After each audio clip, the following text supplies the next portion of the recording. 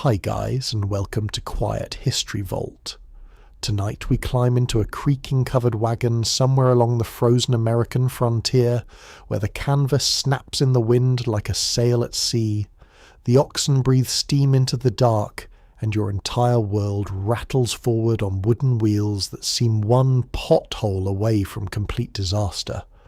You probably imagine the journey west as heroic and cinematic.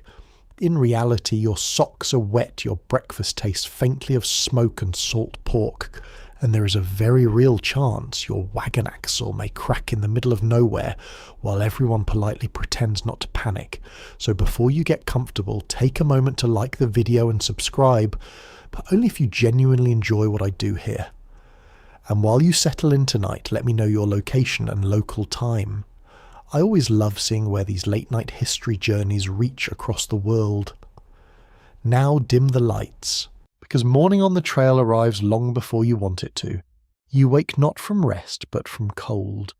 The kind of cold that sneaks through blankets and settles into your knees. Your eyes open to darkness inside the wagon. The canvas roof above you glows faint grey with early dawn. Somewhere nearby an ox snorts heavily.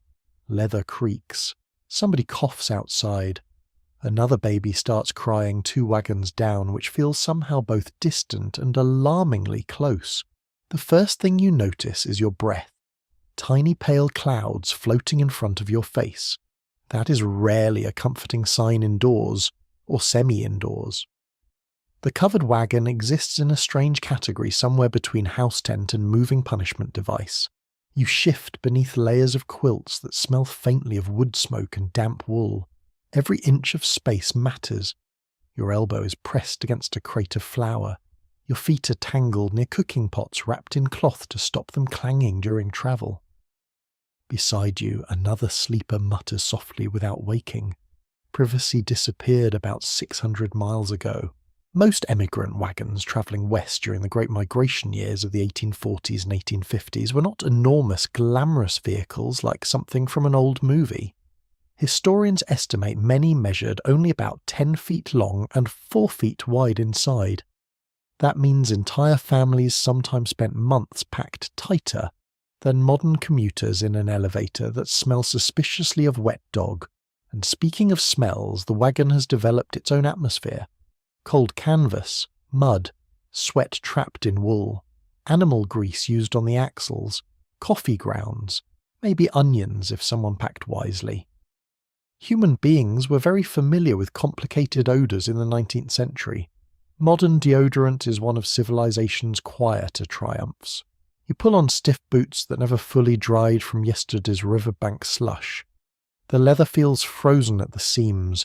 Fingers ache instantly while buttoning your coat. Outside, the prairie stretches under pale blue dawn. Frost coats the grass in silver crystals. The wagon train looks ghostly in morning light rows of white canvas tops lined against the endless land. Some travellers compared the scene to ships crossing an ocean. Others compared it to punishment from God. Honestly, depending on the weather, both descriptions worked. A man nearby strikes flint beside a fire pit. Tiny sparks leap into darkness. Soon smoke curls upward, carrying the scent of burning buffalo chips. Yes, dried buffalo dung. Wood grows scarce on large stretches of the plains, so pioneers often burned whatever nature generously abandoned behind. You probably will not hear that detail during cheerful elementary school lessons about westward expansion. Still, the fire matters. People crowd toward warmth almost immediately. Hands extend toward weak flames. Tin cups appear. Someone begins boiling coffee dark and bitter enough to wake the dead if the smell does not do it first. Coffee on the trail becomes less a beverage and more a spiritual condition. You sip carefully while standing in frozen dirt. The liquid scalds your mouth, but nobody complains. Heat entering the body feels miraculous. Around you, wagons groan awake one by one. Oxen shuffle impatiently. Harness chains clink softly. Children emerge wrapped in blankets like unhappy caterpillars. One little boy stares at frost forming along the wagon wheel and pokes it with absolute fascination. Children on the trail often adapted faster than adults. They turned misery into games whenever possible. Mud became adventure, snow became entertainment, a broken wagon tongue became the most exciting climbing structure west of Missouri. Adults had less energy for imagination. They carried heavier calculations. How much flour remains? Whether the river ahead is frozen? If the animals look too thin? If the fever in somebody's daughter's getting worse? If winter will arrive before the mountains are crossed? You quickly learn that every morning begins with arithmetic disguised as routine. Women unpack kettles and prepare breakfast while simultaneously folding bedding, calming children, checking supplies, and planning for another day's movement. Men inspect wheels, harnesses, and animal hooves. Though frontier life demanded flexibility, labour usually followed strict gender expectations. A woman could drive oxen if necessary, and many did, but society still expected her to maintain domestic order in conditions that barely allowed basic survival. One emigrant diary described mornings as a battle against confusion before the sun had properly risen. Honestly, that feels accurate. You hear the familiar scrape of wagon grease being applied to axles. The sound alone becomes part of trail life. Without grease, wooden wheels shriek terribly and wear down faster. Many wagon trains carried large buckets of axle grease, made from animal fat or tar mixtures. The smell was unforgettable. Some travellers claimed they could identify an approaching wagon train long before seeing it, simply from the odour of hot grease and a livestock drifting across the plains. There is even a quirky old trail superstition floating among some travellers that squealing wheels bring bad luck if not silenced quickly. Whether anyone truly believes it is harder to say. Long journeys encourage strange little rituals. Humans enjoy pretending they control chaos. Historians still debate whether most emigrants understood how physically punishing the trip would truly become before departing. Letters sent east often softened realities. Pride mattered. Hope mattered. Nobody wanted to admit they sold everything they owned in exchange for exhaustion and frostbite. And yet people kept coming. That is the fascinating part. Despite the cold mornings and endless uncertainty, thousands chose this life voluntarily. Some chased land, some escaped debt, some wanted religious freedom. Others simply believed the next horizon had to be better than the last one. America in this era runs on dangerous optimism. The frontier feeds on it. The sun slowly rises higher, now pale gold spreading across frozen prairie. Frost begins melting into wet earth. Soon the ground will become mud again because the trail enjoys variety and suffering. The captain of the wagon train calls out instructions. Voices answer. Oxen are yoked together in pairs. Chains tighten. Wooden wheels creak forward one by one. And just like that, another freezing day begins. You walk beside the wagon rather than inside it. That surprises many people today.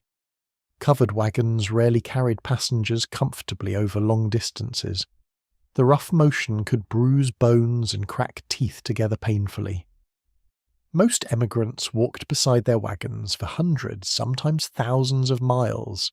So you trudge forward through cold dirt while the wagon carries flour barrels, tools, bedding, and the tiny surviving pieces of your former life. Behind you, the fire smoke fades into morning air. Ahead, the trail disappears into the enormous pale distance. And somewhere deep beneath the exhaustion, excitement still flickers quietly. Because despite everything, the horizon keeps calling you west.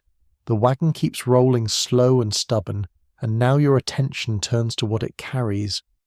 Not only flour and blankets, not only tools and kettles, but the strange little museum of your former life packed into boxes tied beneath canvas wedged wherever space allows. Every object has survived an argument. Every object was chosen over something else. You learn very quickly that leaving home is not one decision.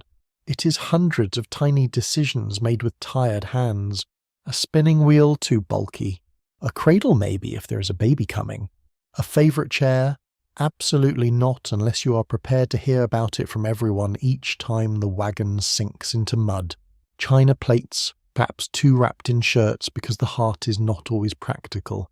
You stand beside the wagon in the cold morning light and imagine the rooms these things came from. A bedstead once stood against a plaster wall. A table held warm bread. A trunk sat at the foot of a bed, not bouncing over frozen ruts while smelling faintly of axle grease. Now everything must earn its place. Sentiment weighs pounds. Pounds break axles. A mainstream fact hides in this daily sorting. Families heading west often began with far more than they could safely haul, then discarded possessions along the route as animals weakened or terrain worsened.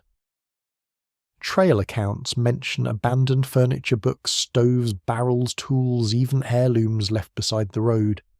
The prairie became in places a long, sorrowful yard sale with no buyers. You might begin the journey believing every possession matters. After enough frozen mornings, you discover food matters more. Flour comes first, then bacon or salt pork, dried beans, rice, coffee, sugar if you're lucky. Salt, because without it meat spoils and meals become even sadder than they already are. Some families pack dried apples, cornmeal vinegar, molasses, hardtack tea and sacks of corn for animals. The supply list sounds almost comforting until you imagine eating variations of the same meal for months, while wind blows grit into everything. There is also medicine, or what passes for medicine. Laudanum, camphor, quinine, castor oil, peppermint may be a family remedy written on paper and folded into a Bible. You carry faith in bottles, powders, and old advice. Some of it helps. Some of it merely tastes powerful, which 19th century people often considered a good sign. Then come tools, axes, augers, rope, chains, a shovel, a rifle, a hammer, spare wagon parts if you have room, needles and thread which become as valuable as iron, cooking pots, tin cups, plates, knives, bedding candles, lanterns, soap matches, and perhaps a small mirror that somehow becomes both ridiculous and necessary. Even on the edge of civilization, people still want to know what hardship is doing to their face. Usually the answer is not encouraging. The wagon bed fills quickly. You try to organize it with discipline. Food at the back, bed above, tools along the side, the water barrel secured where it will not roll. But the trail has opinions. Every rut rearranges your careful order. Every steep slope turns neat packing into a wooden avalanche. By evening you're digging for coffee beneath a quilt, finding a spoon inside a boot, and wondering whether the wagon is secretly alive and opposed to order. A quirky tidbit floats through campfire talk. Some emigrants packed feather beds believing they were essential for warmth and comfort, only to discover that damp feathers could smell dreadful and take ages to dry. Luxury once soaked becomes a large, suspicious bird trapped in cloth. Still many clung to bedding as long as possible. When you spend day after day chilled to the bone, the thought of softness becomes almost sacred. Historians still argue whether emigrant packing guides genuinely prepared families for the trail, or mostly sold confidence to people already desperate to believe they could manage the journey. Printed guidebooks offered lists, routes, and advice, but conditions changed constantly. A list made in a town office could not predict spring floods, early snow-sick oxen, or the particular talent your family has for misplacing the coffee pot. You feel this gap between paper and reality every time the wagon jolts. The load is more than physical, it is emotional. Your mother's quilt rests beside a flour sack. A child's wooden toy is tucked behind a tin basin. A Bible carries names, births, marriages, and deaths from a world you may never see again. A packet of letters is tied in cloth. Maybe there is a lock of hair, a photograph if your family can afford such a precious thing, or a pressed flower from a garden now far behind you. You're not simply crossing land. You're dragging memory across it. And memory is awkward cargo. By mid-morning the sun grows brighter, but the air remains sharp. Frost melts from the wagon tongue, your fingers warm enough to ache. The animals pull steadily, their hooves sinking slightly into softening ground. Each creak of the wagon reminds you that too much weight can destroy the only shelter you have. So the arguments begin. Do you really need the stove? Do you need all the books? Can that chest be emptied? Is the extra trunk worth slowing, everyone? Nobody wants to say aloud that the family history may be less urgent than another sack of flour. Yet the trail forces such thoughts. It takes polite values and shakes them until they clatter. At noon, the train pauses. Someone opens a wagon to retrieve food and finds a crock cracked clean through. Pickles leak into a folded shawl. There is a silence of pure domestic grief. Then someone laughs, because what else is there to do? The cold wind takes the vinegar smell and carries it across camp like a sharp little announcement. You eat standing up, chewing slowly. Bread, bacon, coffee. Maybe beans left from yesterday. A child complains. An adult says something wise and useless, such as hunger is the best seasoning. The child does not look convinced. Frankly, neither are you. After the pause, packing begins again. Things must be tied tighter. The loose kettle secured, the flour sack moved away from damp canvas, the cracked crock thrown out, the shawl rinsed as best as possible, though it will probably smell faintly of pickles until Oregon. There is a tenderness in this work even when people snap at one another. Someone tucks a blanket around a sleeping child. Someone checks that the family Bible is dry. Someone slips a small keepsake back into a trunk after everyone agreed, with great seriousness, that unnecessary items must go. Human beings are beautifully inconsistent that way. You may abandon a chair but keep a ribbon. You may discard a trunk but save a teacup. You may claim practicality rules everything, then carry one fragile object simply because it reminds you who you were before the trail reduced your life to weight and weather. By afternoon, clouds gather low and pale. The road ahead bends toward a darker stretch of ground. You hear another wagon creak behind you, overloaded and complaining loudly. Oxen lean into their yokes. The canvas cover snaps softly. Somewhere inside, all your chosen things shift together, knocking gently as if whispering among themselves. The wagon is not large enough for your old life, but it is all the room your future has for now. By the time the afternoon wind begins sliding under the canvas, you understand that the wagon is not simply a container. It is a body. It has bones, skin, joints, aches, complaints, and a stubborn will of its own. It carries your food, your blankets, your tools, and your fragile little pile of hope, but it also demands care as constantly as any animal. You walk beside it and listen. The wheels groan, the hubs mutter, the canvas snaps above the wooden bows, the chains clink in a rhythm that slowly becomes as familiar as breathing. Every sound means something. A soft creak may be harmless, a sharp crack may stop the whole train. A squeal from the axle can make your stomach tighten faster than bad news at supper. You begin to hear the wagon the way a sailor hears a ship. Most covered wagons used by emigrants were farm wagons adapted for long travel, not magical prairie machines designed by people who loved comfort. The classic canvas-covered wagon was often called a prairie schooner, because its white cover looked like a sail moving across grassland. That nickname sounds romantic, which is dangerous because romance rarely mentions splinters, leaks, and the fact that your entire shelter depends on wood, cloth rope and luck. The wagon bed sits low between four wheels built of planks that shudder over every rut. Curved wooden bows rise overhead, holding the canvas in a rounded shape. The cover is usually made of heavy cotton or linen canvas, sometimes treated with oil or paint to resist rain. Resist is the important word, not defeat. Rain has ambition. Wind has persistence. Water finds seams like it has been personally invited. Inside the canvas turns light into a soft grey glow. In freezing weather, breath and dampness cling to it. Sometimes condensation forms overhead, then falls in tiny cold drops onto blankets and crates. Imagine waking because your ceiling has decided to drizzle gently on your face. History is full of these quiet indignities. You run your fingers along the wagon side and feel rough grain beneath your glove. The wood is cold, almost biting. Nails sit dark against pale boards. Mud has dried along the lower panels in thick ridges. Where the wheels throw slush, The wagon wears the road like a dirty coat. A mainstream fact rests beneath every mile. Wagons heading west required constant maintenance, especially the wheels, axles, tongues, and harness connections. A broken wheel could delay a family for hours or days, and in harsh conditions delays could become dangerous. The trail was not one long road so much as a chain of repairs interrupted by walking. The wheels are the true drama queens of the journey, though nobody says this aloud because wheels are important and must be respected.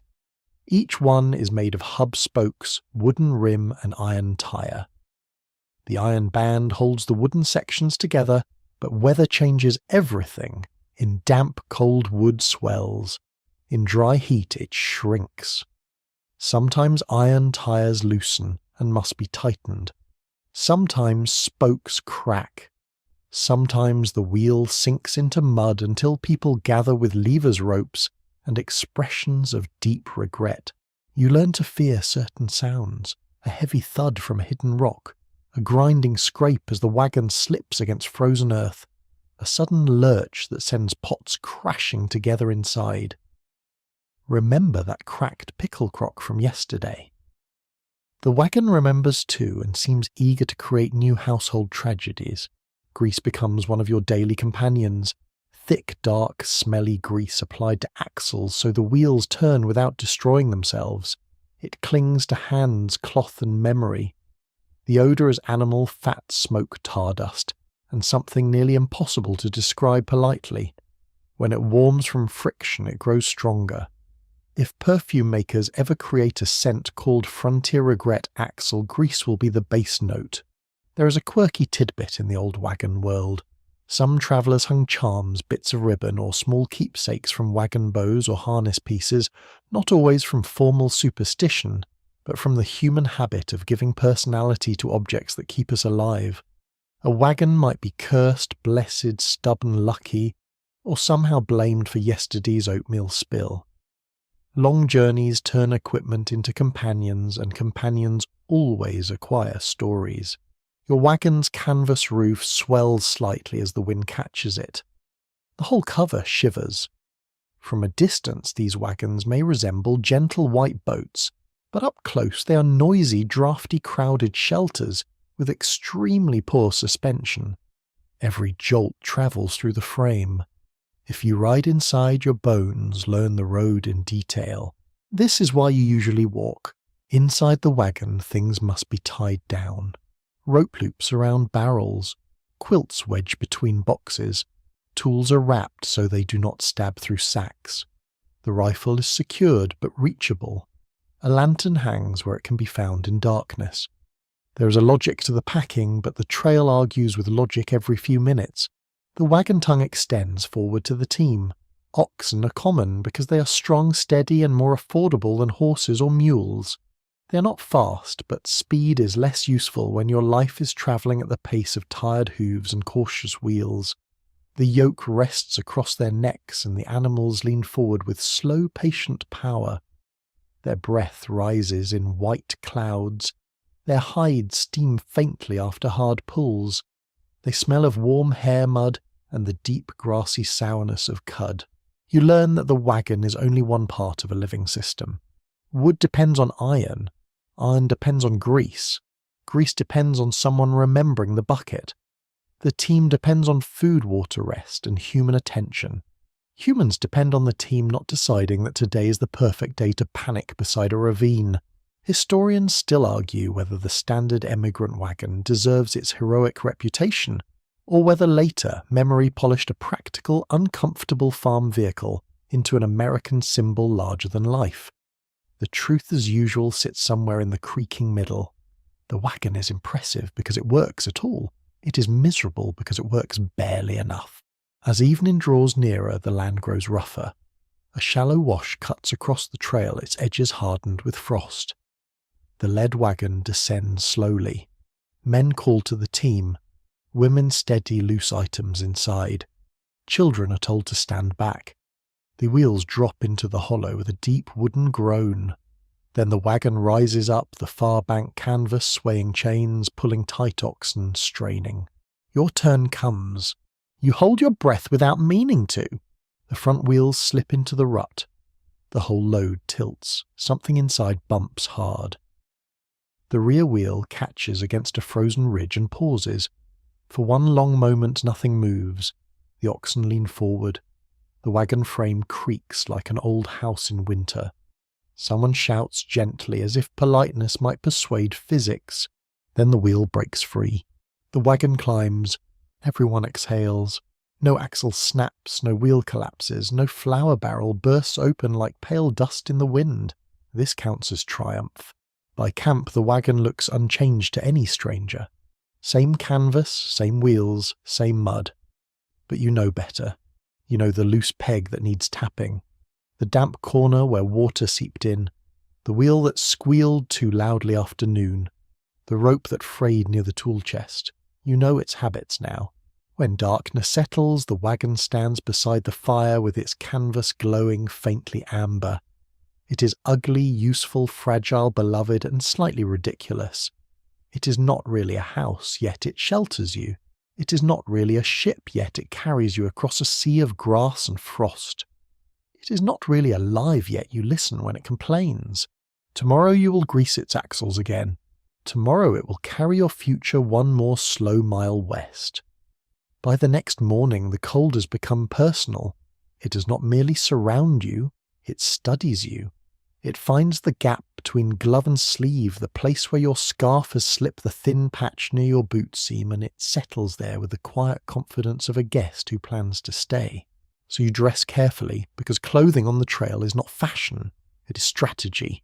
You begin with linen or cotton close to the skin, though neither feels especially heroic when damp. Over that come layers of wool, linsey-woolsey flannel, or whatever your family could afford before leaving home. Wool is scratchy, heavy, and deeply committed to smelling like sheep once wet, but it keeps warmth better than many other fabrics available to you. In a freezing wagon, scratchy warmth becomes a luxury. Your modern self may dream of thermal socks and waterproof boots. Your trail self gets wool stockings, stiff leather, and prayer. You pull on a dress or trousers depending on your role, your household, and the expectations wrapped around you as tightly as any shawl. Women often travel in long dresses, petticoats, aprons, bonnets, and shawls, though practical adjustments happen constantly. Hemlines darken with mud, skirts snag on brush, aprons become towels, bags, bandages, potholders, and emergency dignity screens, when the prairie offers no privacy at all. Men wear wool trousers, shirts, coats, hats, boots, and sometimes layers patched until the original garment is more memory than fabric. One reliable piece of history sits right against your shoulders. Many emigrants relied on wool garments because wool remained warm even when damp, a useful quality during sleet river crossings and cold rain. Cotton dried slowly and could chill the body badly in freezing weather. Nobody on the trail phrases it like a survival manual, of course. They say things like, "Put on the wool one, unless you want to shiver yourself into next Tuesday. Your bonnet or hat matters more than vanity."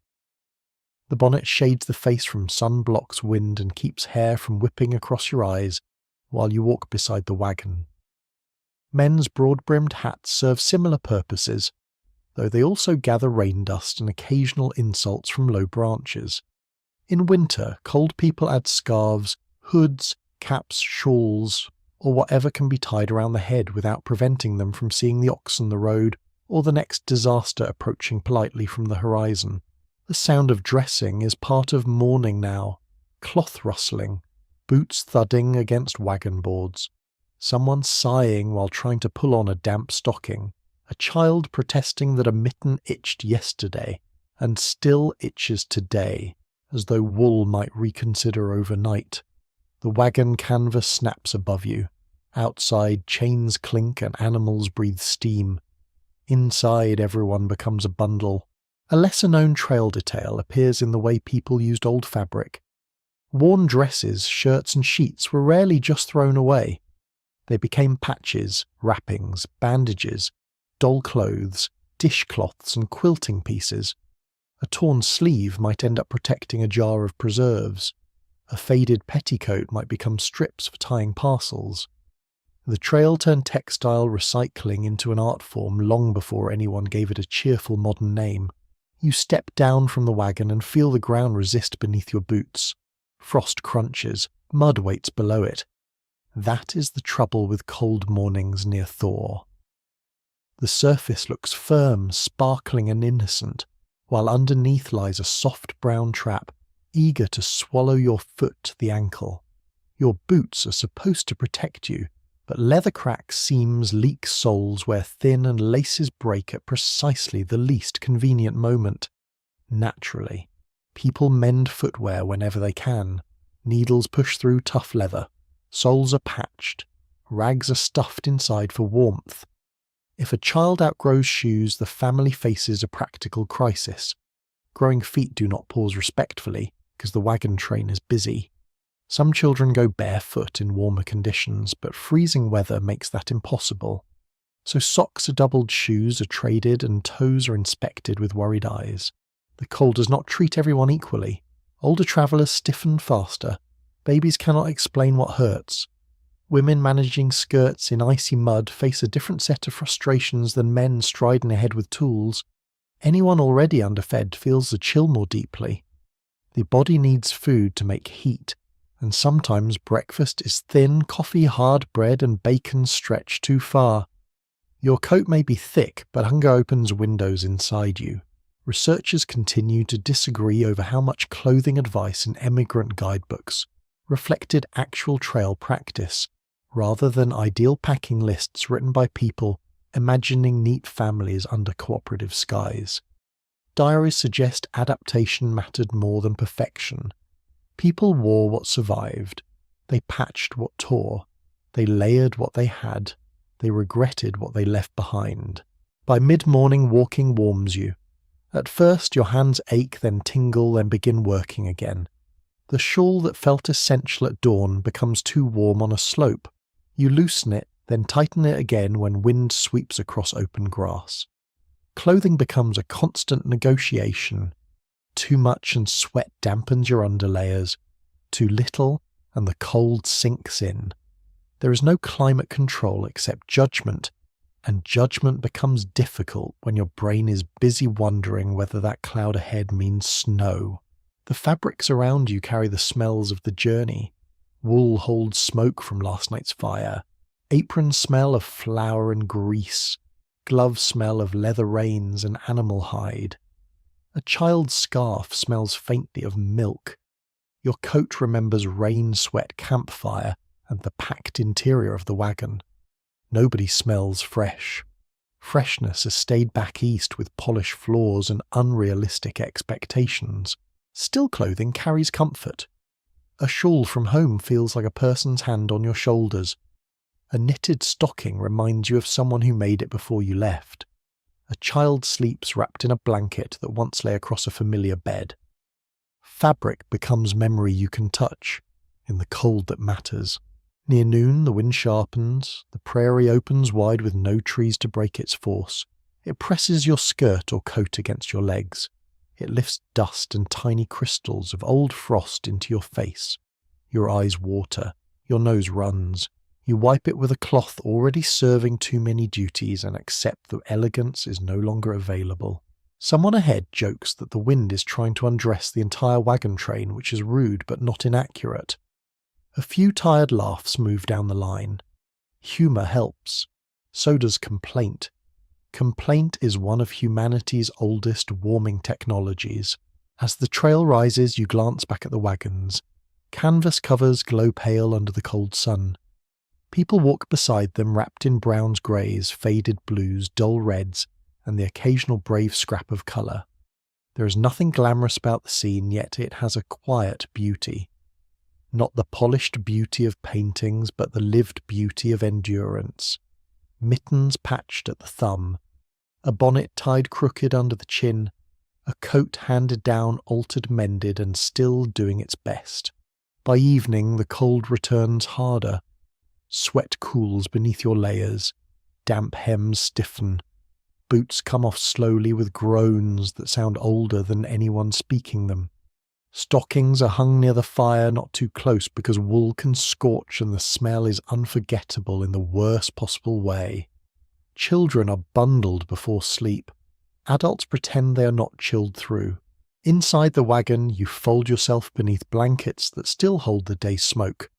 The clothing you wore becomes part pillow, part insulation, part reminder that tomorrow begins the same way. Layer by layer, button by button, breath clouding in the dark. And beyond the canvas, the wind keeps testing every seam. The first smell of supper begins long before supper is ready. It drifts low across the camp in thin grey ribbons, wood smoke when wood can be found, buffalo chip smoke when it cannot, and the faint rich scent of bacon fat saved from yesterday because nothing useful is allowed to vanish on the trail. You follow that smell the way a tired animal follows water. Cooking in bitter weather is not a cosy little picture with a cheerful pot and smiling faces. It is a test of patience, fingers, fuel, and timing. The wind pushes smoke into your eyes no matter where you stand.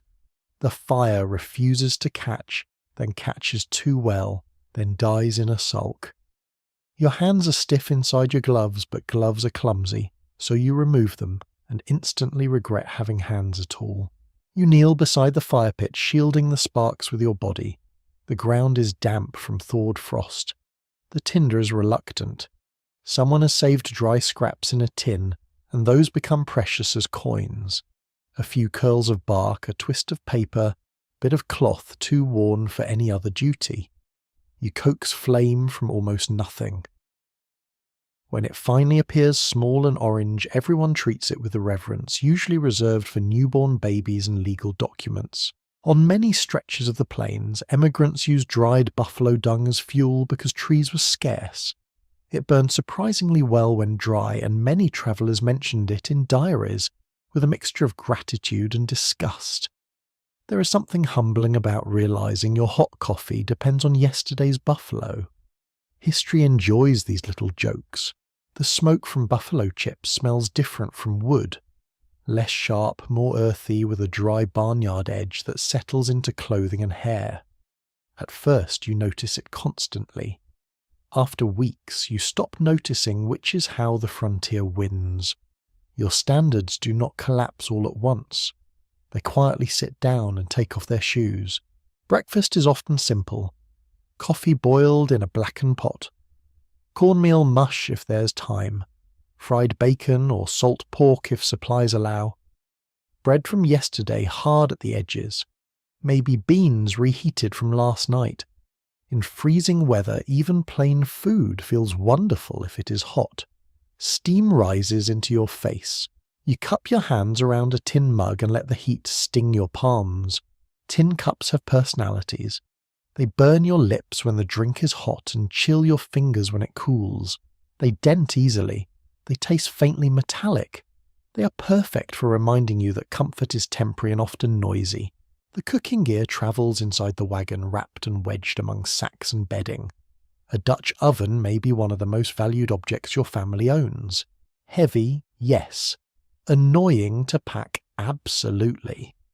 But with coals above and below it can bake bread, biscuits, pies, if fortune smiles, and stews that make people temporarily kinder. A skillet kettle coffee pot and a few knives do more work than some entire households back home. Food must be stretched with care. Flour becomes bread dumplings, thickener or paste if disaster strikes and someone gets creative in the wrong direction. Beans fill stomachs, but require soaking and long cooking, which is inconvenient when every day is governed by movement. Salt pork keeps well, though after enough meals it begins to feel less like meat and more like a relationship you cannot escape. Dried apples, if you have them, bring brightness to the mouth. Sugar becomes medicine for morale. An odd little trail habit appears around coffee. Some families reuse grounds more than once, boiling them again until the drink became a pale, bitter ghost of itself. Others added crushed eggshells to settle grounds in the pot, a practical trick that sounds strange until you've chewed enough coffee grit to feel personally insulted. You drink it anyway. Of course you do. You're cold. Historical writers continue to question how much trail diets varied by wealth region and route, because diaries often mention unusual meals while ignoring the dull repetition everyone knew too well.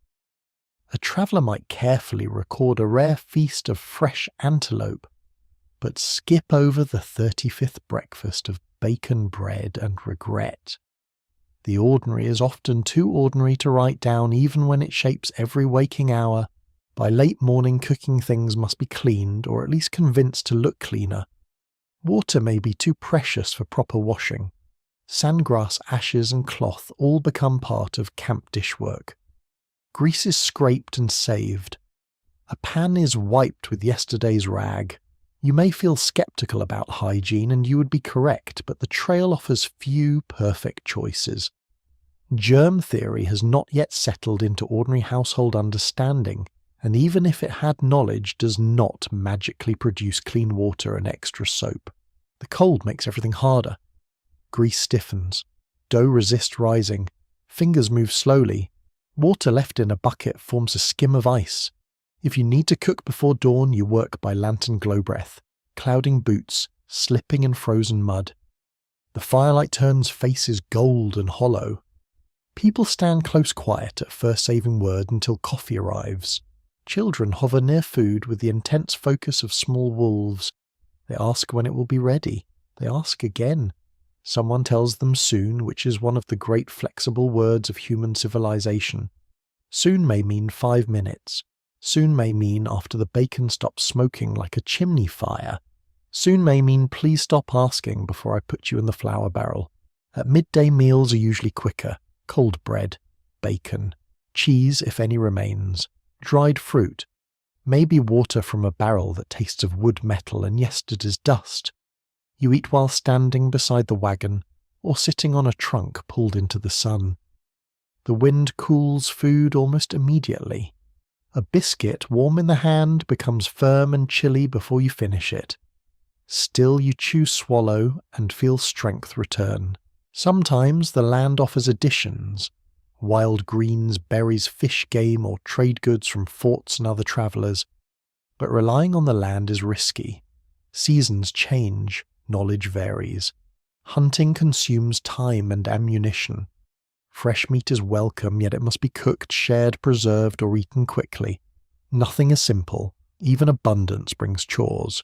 Evening cooking is the real ceremony. Wagons gather, fires are made, kettles hang or sit among coals, beans simmer, bread bakes. Coffee boils again because apparently the 19th century runs on coffee and stubbornness. The smell of food softens the camp. People who snapped at each other during the day become quieter. Hunger drains anger once satisfied. Not entirely naturally. Humans remain humans. You stir a pot while the sky darkens violet. Smoke drifts into your face. Your eyes water. The spoon scrapes the bottom with a dull sound. Beside you someone slices salt pork thin enough to see through, pretending this is culinary skill rather than ration anxiety. A girl carries water, carefully, lips pressed together in concentration. A man returns with an armload of poor firewood, proud as a king. The first bites are taken with grateful silence. Beans taste smoky. Bread tastes slightly burnt at the bottom. Coffee is bitter, black and holy. Your hands warm around the bowl. The cold still waits beyond the circle of firelight, but for a few minutes it cannot reach the centre of you. This is what cooking gives the trail, not luxury, not variety, not even safety exactly.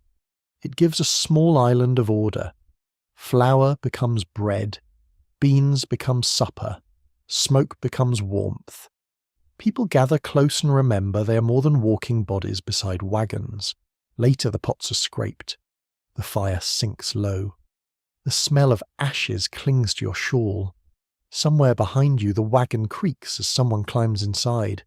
Tomorrow the same work will begin again with cold fingers, stubborn fuel and hunger waiting patiently. But tonight your stomach is warm, and that is no small miracle. Morning loosens into motion again and you take your place beside the wheels. Not inside the wagon, not curled beneath quilts like some painted pioneer dream, but on the ground where the trail is waiting for your feet. The wagon carries flour tools bedding bacon memories and the suspiciously important coffee pot. You carry yourself. At first the walking feels almost pleasant. The cold air sharpens your face. Frost crunches under your boots. The animals move slowly enough that your stride settles into rhythm. Wooden wheels turn beside you with a heavy, patient sound. Canvas breathes in the wind. Chains clink. Someone ahead murmurs to an ox in a voice more tender than the one they use with certain relatives. Then, after the first mile, the trail reminds you it is not a promenade. The ground changes constantly. Frozen mud softens under the morning sun. Ruts left by earlier wagons cut deep into the road. Sometimes you walk along the edge to avoid them, only to step into brittle grass hiding slick clay beneath. Sometimes the wagon leans and everyone nearby instinctively reaches out as if bare hands can steady a loaded vehicle weighing more than good judgment. One plain truth about westward travel is that most emigrants walked much of the way. Wagons were generally too crowded with supplies and too uncomfortable over rough ground to serve as passenger coaches. People rode when ill-injured, very young, exhausted, or crossing dangerous places, but ordinary daily movement meant feet on earth. Hundreds of miles passed under shoes, boots, or whatever remained of them. You learn the trail through your soles. Soft mud pulls at your heels. Frozen ridges bruise your arches. Gravel presses through worn leather. In dry stretches, dust rises and coats your stockings. In wet stretches, mud creeps up your hem and clings there with dark affection. Every step adds weight. The prairie does not need chains to burden you. It simply attaches itself to your clothing. By mid-morning, your breath steadies. The wagon train stretches in a long, uneven line across the land. People drift into small walking groups.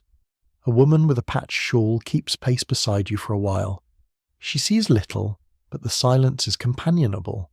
Someone behind you sings a low tune, then forgets the words and hums the rest. Children wander ahead until called back. Dogs trot in and out of the wagons, delighted by everything, and responsible for nothing which seems unfair. There is a small oddity many travellers noticed. After enough days walking beside the same wagon, people could recognise their own wheels by sound. A particular squeak, a familiar hollow knock, a rhythm in the hub. Your wagon becomes like a voice in the crowd. You know when it is complaining. You know when it is merely being dramatic. Unfortunately, wagons specialise in both. The road is not really a road in the modern sense. Often it is a set of tracks widened by repeated use, braided into alternate paths, where mudstones, hills, or broken wagons forced earlier travellers aside. In some places the route is clear. In others the train spreads like water, seeking the easiest ground. The leader chooses a line, then everyone else argues with it silently through facial expressions. Experts continue to question how much emigrant parties relied on formal trail organisation compared with improvisation from day to day. Rules existed. Captains were elected. Schedules were discussed.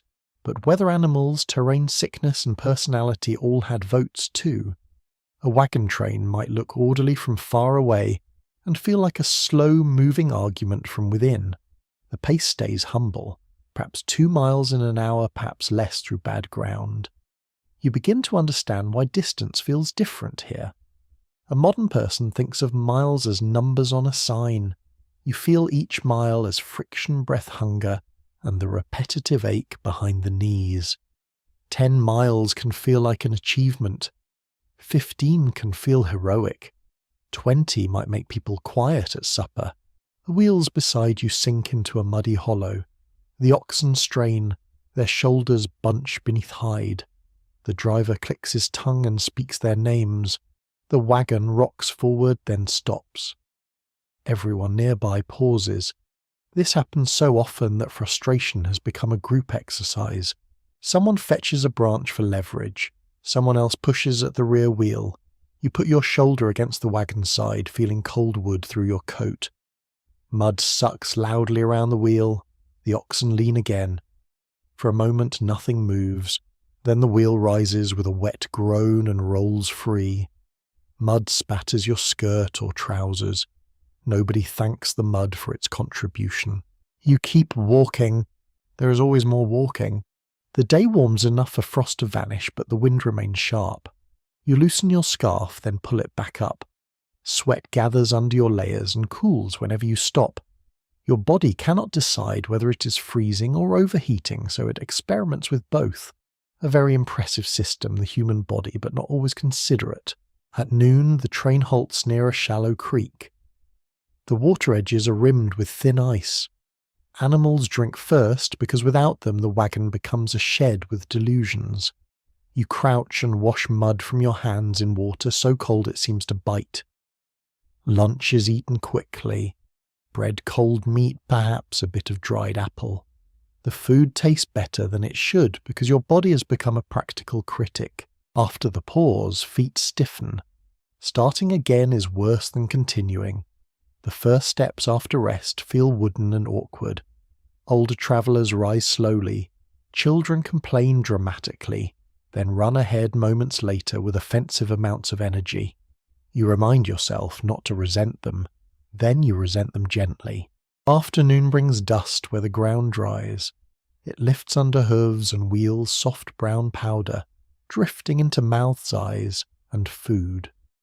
Dust settles on eyelashes. Dust sticks to sweat.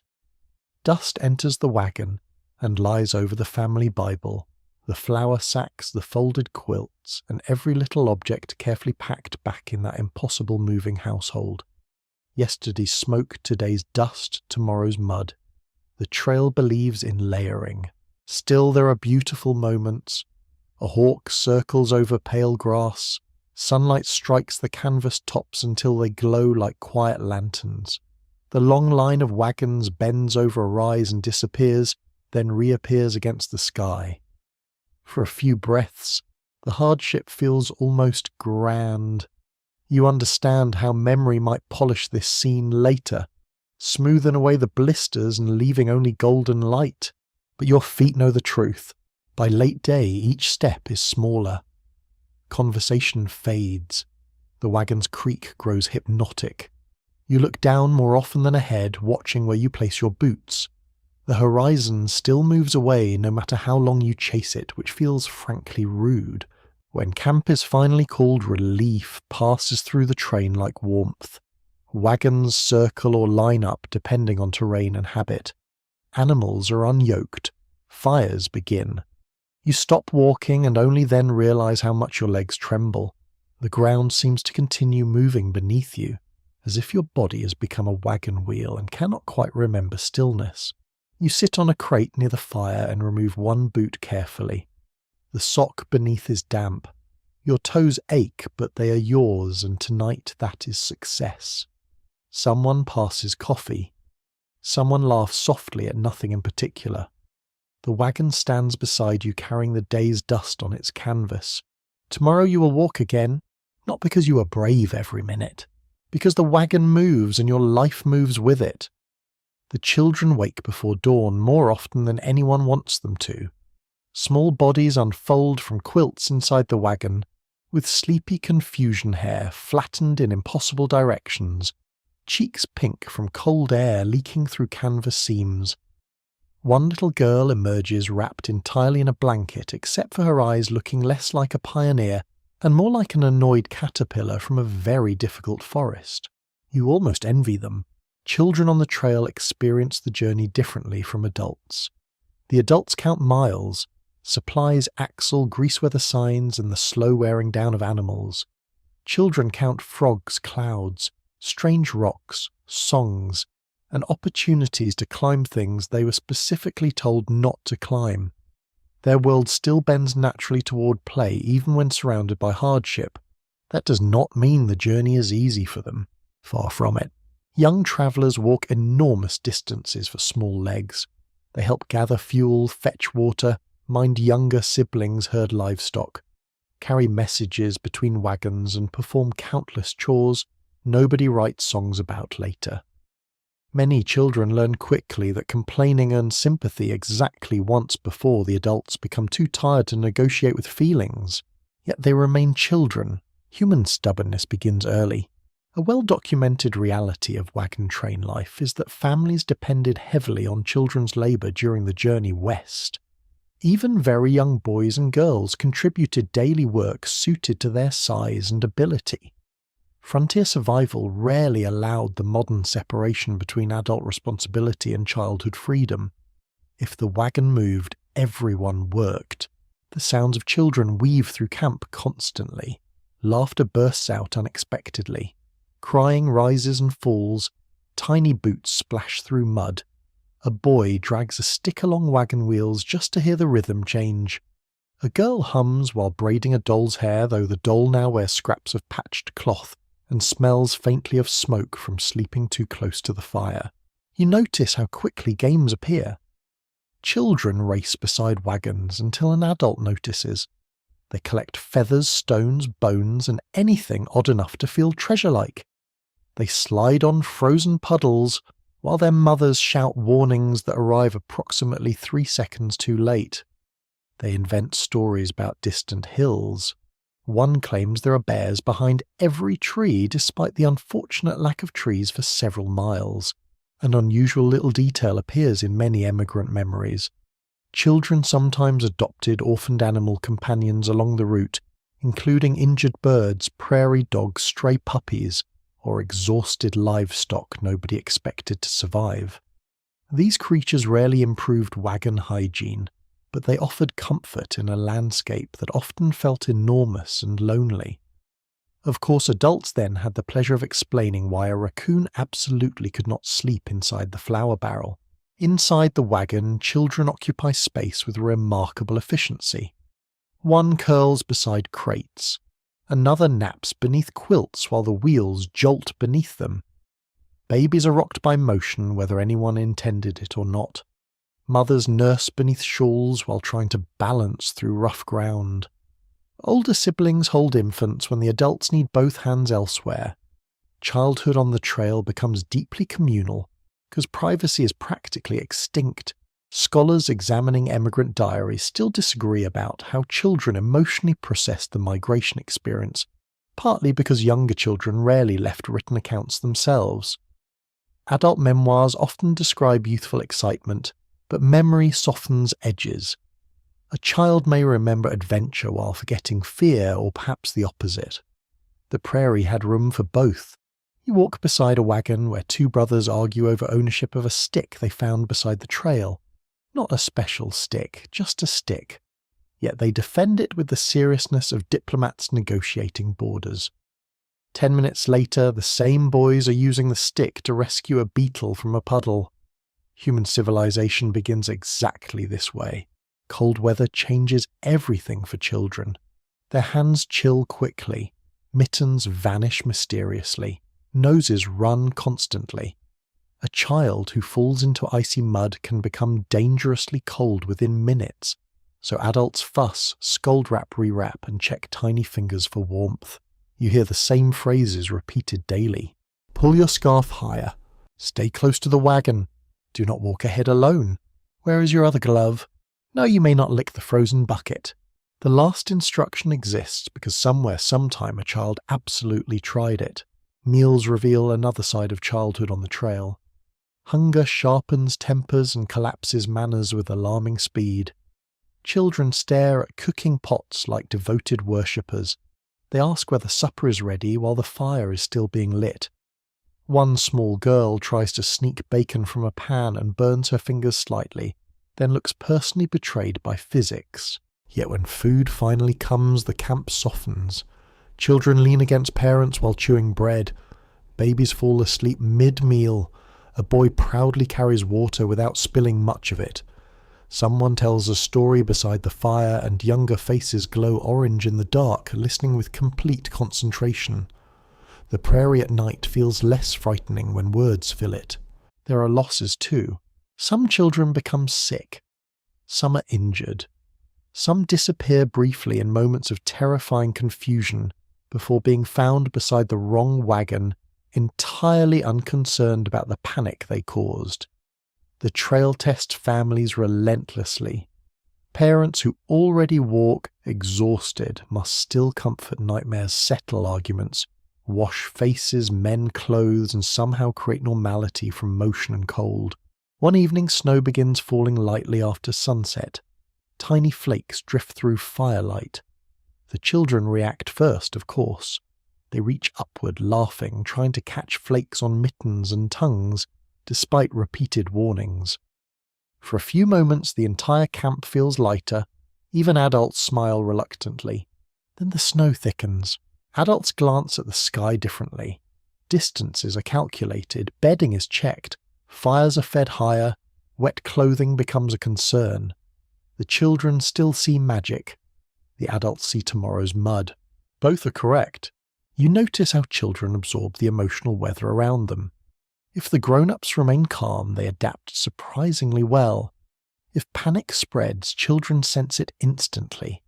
So many adults perform confidence even when frightened. They joke beside the wagons. They speak cheerfully about rivers ahead. They describe mountains as challenges rather than threats. Sometimes this reassurance is genuine. Sometimes it is theatre for small audiences wrapped in quilts. At night, families gather close inside the wagon or near the fire. Stories become currency. A grandmother describes her own childhood. Someone recalls a town back east with green summer trees and church bells. A father carves a tiny toy from scrap wood while a child watches as though witnessing wizardry. The finished horse is crude, uneven, and deeply loved within seconds. The wheels outside tick softly as they cool in the night air. A baby fusses. An ox snorts in darkness. The children drift towards sleep one by one, wrapped in blankets smelling of smoke and cold wool. Tomorrow they will wake early again. They will complain, laugh, wander, carry, stumble, and ask impossible numbers of questions. They will remember strange details adults overlook entirely. The shape of frost on the wagon canvas, the squeak of one particular wheel, the taste of burnt bread beside a snowy trail. Long after the miles fade, those fragments may remain, because childhood remembers journeys differently, not always by distance, sometimes by sound warmth and the colour of firelight against falling snow. By the time the wagons begin moving again, you have already seen how much of the journey depends on work that rarely receives a cheer. The oxen pull, the wheels turn, the men shout instructions, and the trail makes its usual grand performance of mud, frost, dust, and inconvenience. But beneath all that visible motion runs another kind of labour, quieter and more constant, like a thread pulled through every mile. Women keep the journey from coming apart. You see it before sunrise. A woman climbs down from the wagon with a baby tucked against one hip, and a kettle in the other hand, which seems like a circus act, except nobody applauds because everyone is still half frozen. Another woman shakes out bedding checks, whether a child's cough worsened overnight then kneads dough with fingers stiff from cold. Someone else searches for a missing needle, not because sewing is quaint, but because one torn seam can become one soaked blanket, one useless shirt, one miserable night. The work begins before the day has properly introduced itself. Fire must be coaxed from scraps. Breakfast must be made.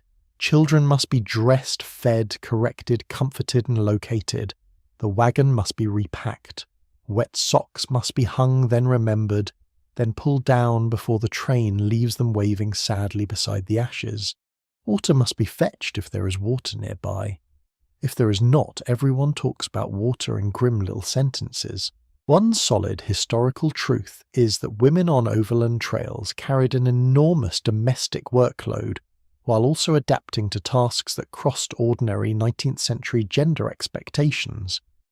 Diaries describe women cooking, washing, nursing, sewing, driving teams, gathering fuel, helping with livestock, and sometimes walking mile after mile while pregnant or carrying infants. The ideal of delicate womanhood did not survive very long in a landscape that needed someone to lift the kettle. Still, the expectations followed them. Even when women performed heavy practical work, they were often judged by how well they preserved household order. A man might be praised for handling oxen through a difficult crossing. A woman might do the same and then be expected to produce supper, mend a coat, soothe a fever, and somehow keep the family's few remaining dishes from smelling like bacon grease and river mud. History does enjoy assigning homework unevenly. You walk beside the wagon and watch a woman repair a torn sleeve without stopping. She holds cloth in one hand, needle in the other, glancing up only when the road dips. Her stitches are quick and uneven, but they will hold. That is enough. On the trail, beauty in mending becomes less important than survival. A patch is a promise that something can endure a little longer. Laundry is another quiet punishment. Imagine washing clothes with cold water, limited soap, and no proper tub, while the wind throws dust into the clean things before they are even dry. Dresses, shirts, diapers, stockings, towels, rags, bedding, all needing attention. When the train pauses near a stream, women descend with bundles of cloth like soldiers approaching a battlefield. They scrub on stones or boards, rinse in water that numbs the wrists, wring fabric with aching hands and spread it over bushes, wagon tongues, ropes or grass. Then the sky darkens naturally because weather has a sense of humour. One lesser-known detail from trail life is that women often use flour sacks and worn cloth, creatively turning packaging into aprons, towels, baby coverings or emergency patches. Printed cotton sacks became especially useful later in rural life, but even simple plain sacks could be cut and repurposed. Nothing stayed only one thing for long. A cloth might begin as a food container, become a dish towel, then end its career cleaning axle grease. A dramatic fall from grace, but a useful one. The emotional labour is harder to see, yet it may be the heaviest load. Women manage fear in others while swallowing their own. They make children believe supper will happen, the river will be crossed, the cough will improve, the storm will pass, and the future is still waiting kindly somewhere beyond the next ridge. They write letters when paper can be spared, recording hope with hands that probably tremble from exhaustion. They keep birthdays, prayers, songs, recipes, and family stories alive in a place that threatens to reduce every day to weather and mileage. Researchers still wrestle with how much women's trail diaries reveal personal feeling and how much they perform the restraint expected of respectable 19th century writers. A diary might say simply, "very cold today," when the writer means, "I am frightened, tired, angry, grieving, and my hands hurt so badly I could cry." Polite language can hide entire storms. By noon, the train halts beside a stretch of scrubby brush. Children scatter to gather fuel. Women unpack food. A young mother sits on a trunk and nurses her baby beneath a shawl while giving instructions to two older children watching the kettle and keeping one eye on a dog nosing too close to the bacon. It is an entire household condensed into a few square yards of mud. You notice the sound of women's work. The slap of wet cloth against stone, the scrape of a spoon around a pot, the tiny click of needle through fabric, the low murmur of comfort offered to a sick child, the sharper tone used when a child is about to do something impressively foolish, the weary laugh after someone drops the bread in ashes and declares it merely seasoned. There is humour because there has to be. Women joke about the mud, the men, the oxen, the coffee, the impossibility of staying clean, and the absurdity of trying to preserve manners while eating beans in a freezing wind. One says she has swept the wagon floor 3 times, and the dirt keeps returning like family. Another replies that at least dirt does not need feeding. In the afternoon a wheel jolts hard and a crate shifts. Inside a small jar breaks. You hear the crack, then the collective silence that follows any household loss on the trail. A woman climbs into the wagon, finds the damage size and begins cleaning sticky liquid from a quilt. No speech, no grand tragedy. Just one more task. The quilt is rinsed later with cold water wrung and hung where smoke will probably improve nothing. As evening arrives, the visible labour changes shape but does not stop. Fires are built, supper is made, clothes are examined, hair is combed for lice because history is generous with details nobody requested. Feet are checked for sores. A neighbour's child is watched while her mother helps with a sick relative. Someone shares a pinch of tea. Someone lends thread. Someone sits for one stolen minute and closes her eyes only to be asked where the ladle is. She knows, of course. Women know where everything is because the journey requires them to know.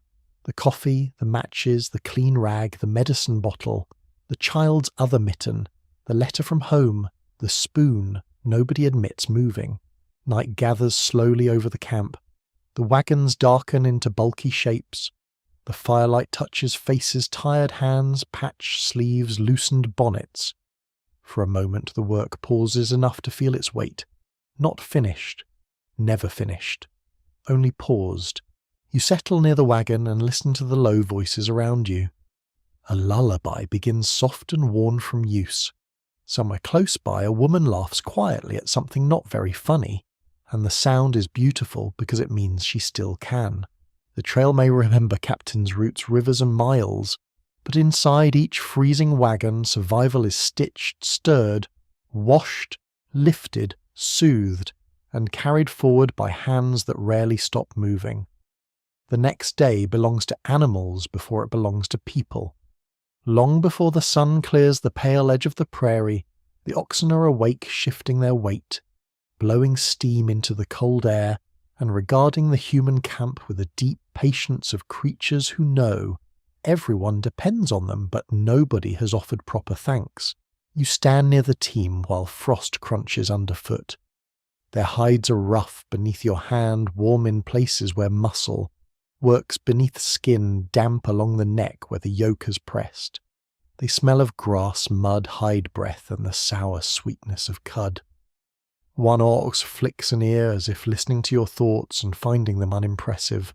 Men gather round the teams with ropes, yokes, chains, and quiet urgency.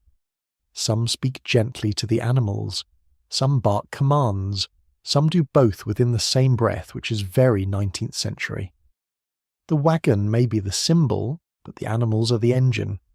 Without them, the whole grand migration becomes a line of wooden boxes sitting helplessly in the mud. Oxen were widely favoured by many overland emigrants because they were strong, steady, cheaper than horses, and able to survive on rougher forage. They were slower, certainly, but speed was not the chief virtue on a road where a bad crossing, a broken wheel or a sick child could stop everyone. Steady mattered. Steady was gold. You watch the yoke settle across the oxen's necks. It looks heavy, and it is. The bows slip into place beneath their throats. Wooden pegs are set. Chains clink as they are attached. The animals shift patient, but not endlessly patient. A driver steps forward with a long whip or goad, more often used for signals than dramatic cruelty when handled well, though skill and kindness vary from person to person. History has never suffered from an excess of perfect people. The men talk in low voices about the route ahead. There's a rise beyond camp, then soft ground near a creek. The lead team will test it. Someone thinks the trail to the left looks firmer. Someone else insists the right side is better. A third man says both look terrible, which may be the most useful assessment. Masculinity on the trail carries its own burden. Men are expected to know how to fix a wagon, choose a route handle, animals shoot game, judge weather, bargain at forts, calm frightened families, and appear confident while secretly wondering whether they have led everyone into an enormous mistake. That is a lot to ask of anyone, especially before breakfast. The pressure shows in small ways. A man checks the same harness strap twice. Another snaps at his son for standing too close to the team, then softens and adjusts the boy's cap. Someone curses under his breath when a chain tangles. Someone laughs too loudly after a near accident because fear needs somewhere to go. A curious little habit turns up among teamsters. Many oxen learn specific voice commands such as G for right and H for left, and skilled drivers could guide them with tone as much as touch. Some animals knew their names and responded better to familiar voices than strangers.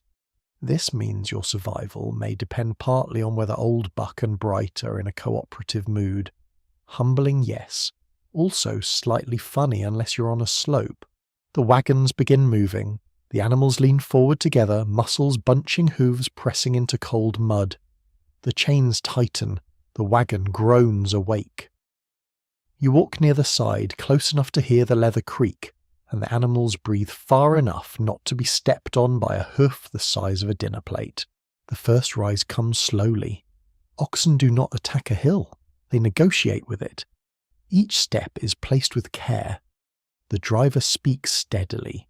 The wagon tilts backward, then climbs. Wheels grind over frozen clods. A man pushes at the rear boot, slipping. Another places a shoulder against the side. Everyone watches the team.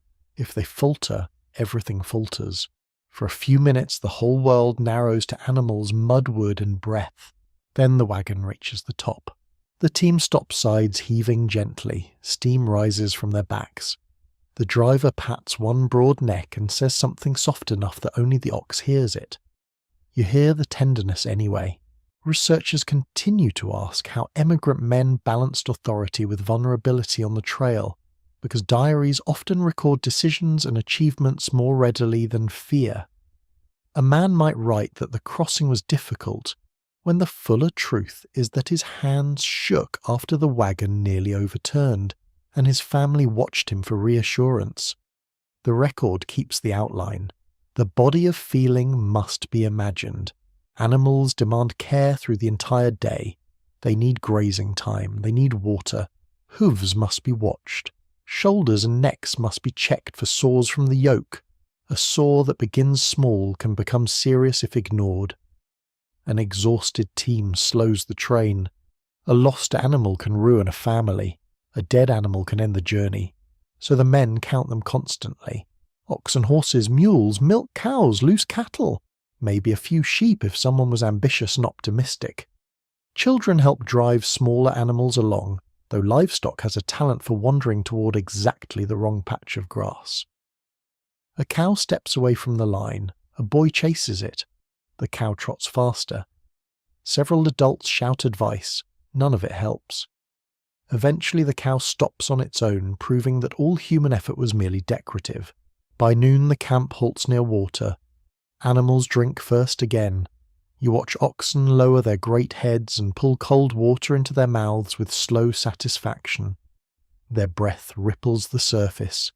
Nearby a horse stamps and tosses its head, less patient, more dramatic, perhaps aware it looks better than an ox, and determined to make that everyone's problem. Men inspect gear during the pause. A harness strap is rubbed with grease. A chain link is checked. A loose peg is replaced. One man repairs a cracked yoke with careful hands and a face that says no one should speak to him until it is done. Repair work is not glamorous. It is survival disguised as tinkering. In the afternoon, the trail worsens. Soft ground near the creek catches a wagon wheel almost to the hub. The team strains and stops. The driver calls. The oxen pull again, heads low, legs braced. Mud grips the wheel with disgusting enthusiasm. Men gather. Ropes are brought.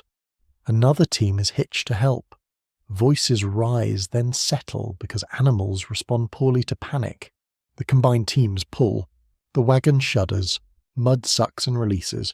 The wheel rises free with a wet sound that makes everyone grimace. No one cheers loudly. They're too tired. But relief passes through the group like a warm hand. As evening draws down, the animals are unyoked. The marks on their necks are rubbed. They are led to graze if grass can be found. Men move among them, with the weary affection of people caring for creatures that are both property and companions. That mixture is uncomfortable to modern ears, and it should be. The oxen are valued because they are useful, loved because they are familiar and worked, because the journey allows no alternative. A man sits on an overturned bucket mending a strap by firelight. His shoulders slump. Nearby another sharpens a knife. A third stares into the dark beyond camp, listening for the bell tied to a grazing animal. The day has asked strength from them, and tomorrow will ask again. You settle near the wagon, remembering the warmth beneath the ox's hide, the steam of its breath, the slow force of its body leaning into the yoke. The human story of the trail is never only human. It is written in hoofprints, worn leather wooden bows, sore shoulders, and quiet commands spoken into cold air. The wagons may dream of the West, but the animals pull those dreams through the mud. Night comes down softly at first, as if the prairie is trying to apologize for the day. The last light thins along the horizon. The wagons settle into shadow. Fires blink awake one by one, small orange islands in a wide, cold sea. For a little while the camp seems almost peaceful, which is how the trail lures you into relaxing before reminding you that even sleep has chores. You help arrange bedding inside the wagon, though arrange is a generous word. Mostly you shift sacks, fold quilts, move a kettle that somehow ended up exactly where someone's head needs to rest, and negotiate with space that refuses to expand. The canvas overhead sags slightly with damp. The wagon boards beneath you hold the day's chill. Outside, animals crop grass or pull at dry feed bells clinking softly in the dark. Sleeping inside a covered wagon sounds sheltered until you try it. The wagon is narrow, crowded, drafty, and filled with everything your family owns. Some people sleep beneath the wagon, beside it in tents, or under the open sky when weather allows. In freezing conditions, families crowd close wherever warmth can be preserved. Comfort is not the goal. Survival with a little dignity is the goal, and even dignity is negotiable. You spread a quilt over the boards, then another over yourself. The fabric smells of smoke-wool flour dust and the faint ghost of vinegar from that poor pickle accident days ago. Remember that the shawl may still know. Objects on the trail have long memories, especially the smelly ones. A familiar fact of overland travel is that nights were often broken by guard duty, animal care, weather worries, and sudden alarms. The romantic image of everyone sleeping peacefully beneath the stars ignores how much work happened after dark. Livestock might stray, fires might need tending, storms might rise, sick children might worsen. A wagon train could be quiet, but it was rarely free from vigilance. The sounds change after sunset. Daytime noise spreads outward, wheels, hooves, voices, tools, children. Nighttime noise gathers close. You hear breathing beside you. A cough from another wagon. The soft shift of a child turning in sleep. Harness leather creaking as an animal moves. A distant coyote calling thin and eerie enough to make conversation pause near the fire. The wind brushes the canvas in slow waves, pressing and releasing, pressing and releasing. In the dark, the wagon feels both safer and smaller. The canvas wall is only cloth, but it creates a border between you and the enormous land. You know perfectly well a determined storm animal or accident could ignore it, yet your mind accepts the illusion. Humans have always been comforted by walls, even when the wall is fabric tied to wooden bows and making suspicious flapping noises. There is a peculiar camp habit some travellers mention in later memories. People sometimes identified neighbours by coughs, snores, or the particular way they settle their blankets at night. Privacy was so rare that even sleep became recognisable. One man's snore might be used as a crude weather gauge, since if it stopped suddenly, someone joked the air had frozen solid. Not scientific, no, but after weeks on the trail, people make science from whatever irritates them. Before lying down, you step outside one last time. The cold touches your face immediately. Above, the stars blaze with startling clarity. No city lamps soften them. No glass windows frame them. They fill the sky so thickly that the darkness seems textured. The Milky Way stretches overhead like frost spilled across black cloth. For a moment, hardship shrinks beneath that quiet brightness. Then your foot slips slightly in frozen mud and the universe becomes practical again. Around the fires, people finish the evening's last tasks. A woman rinses a cup with barely enough water. A man checks a tether knot. A child is carried half asleep toward a wagon, arms hanging limp around a parent's neck. Someone murmurs a prayer. Someone else mutters about the cold with equal devotion. Researchers continue to debate how emigrants balanced fear and wonder at night, because diaries often swing between complaints about misery and descriptions of astonishing beauty. Both could exist in the same evening. You might be chilled, hungry, and irritated by smoke, then look up and see a sky so vast it feels almost holy. The trail did not choose between suffering and awe. It served both at once. Back inside, you remove only what you must. Fully undressing in freezing weather is an act for optimists and people with better shelter. Boots may be loosened but kept nearby. Coats become blankets. Shawls become pillows. A child's feet are tucked beneath a quilt. Someone keeps a lantern close, though oil is precious. The darkness inside the wagon thickens when the flame is blown out. The first minutes are the hardest. Your body warm from firelight begins losing heat to the boards, the air, the damp cloth the long day stored in your bones. You curl smaller. Others shift. Elbows bump. Someone whispers an apology. Someone else whispers that it is fine in the tone of a person for whom it is not entirely fine. Then warmth builds slowly from shared bodies and layered quilts. Breath softens the air. The wagon creaks as people settle. Outside, the last fire pops, then sighs into coals. Sleep approaches unevenly. Your mind keeps working after your body stops. It counts supplies without permission. It replays the muddy crossing. It wonders whether the ox with the sore neck will pull well tomorrow. It worries about the clouds you saw at sunset. It remembers the home you left not as a full picture but as fragments. A door latch, a hearth, a bowl on a table, the sound of rain on a roof that did not move. And yet the wagon has become familiar now. The exact smell of the canvas, the angle of the crate beside you, the little tapping sound when wind moves a loose strap, the presence of others breathing nearby. You may not love this cramped shelter, but you know it. Sometimes knowing is enough to let sleep enter. Outside guards take their turns. A man walks the edge of camp with his coat pulled high, listening for livestock bells and anything that does not belong. His boots crunch softly. He passes wagon after wagon, each one a pale shape under starlight. Inside them, families sleep in layers of cloth worry and exhaustion. A baby fusses, then quiets. An ox exhales heavily. Somewhere far away, an animal calls again, and the sound fades into the open dark. You drift closer to sleep while the wagon rocks faintly in the wind. Not moving, but remembering movement. Your legs still hold the rhythm of walking. Your ears still expect the wheels.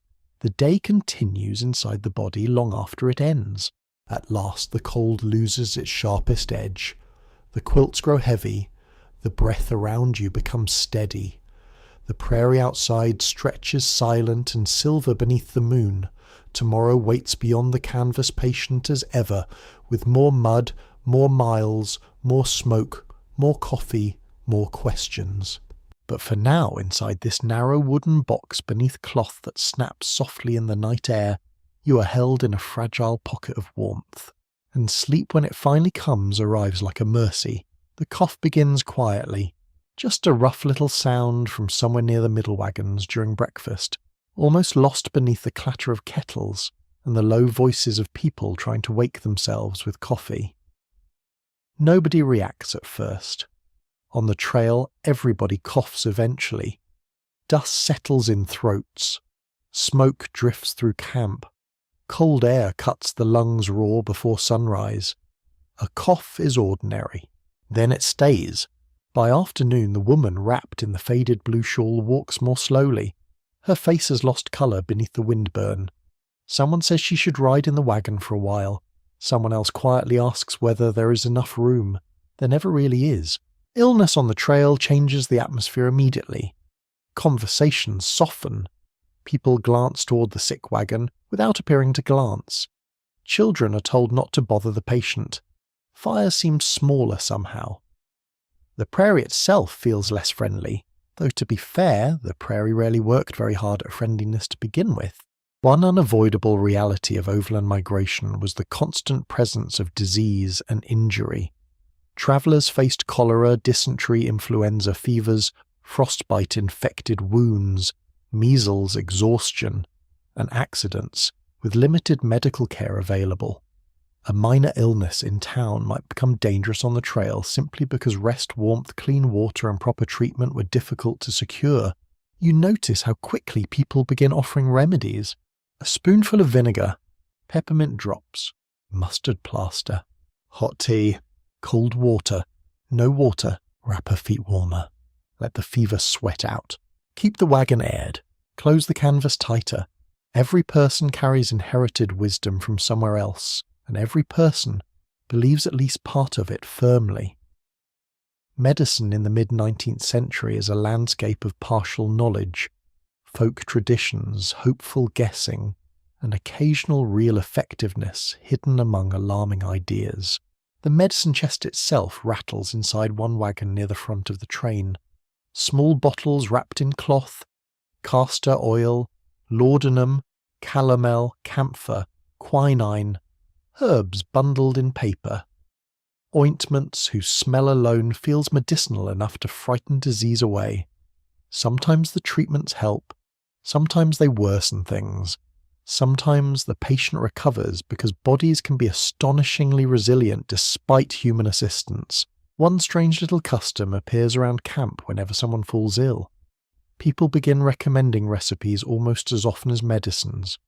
Broths, weak tea, softened bread, watered milk molasses mixed into hot drinks. Comfort and treatment blur together because nourishment is one of the few healing tools available. Besides feeding, someone feels useful when fear does not. You walk beside the wagon carrying the sick woman. Every now and then you hear coughing from inside, dry and persistent. The wheels jolt through frozen ruts. You wince each time, imagining how every bump travels through aching bones.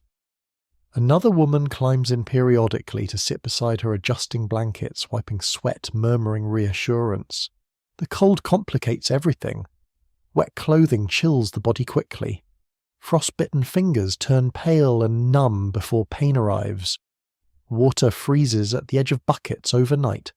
If someone becomes feverish, the wagon turns stifling under heavy quilts, and then freezing once the air is allowed in. Managing temperature feels almost impossible.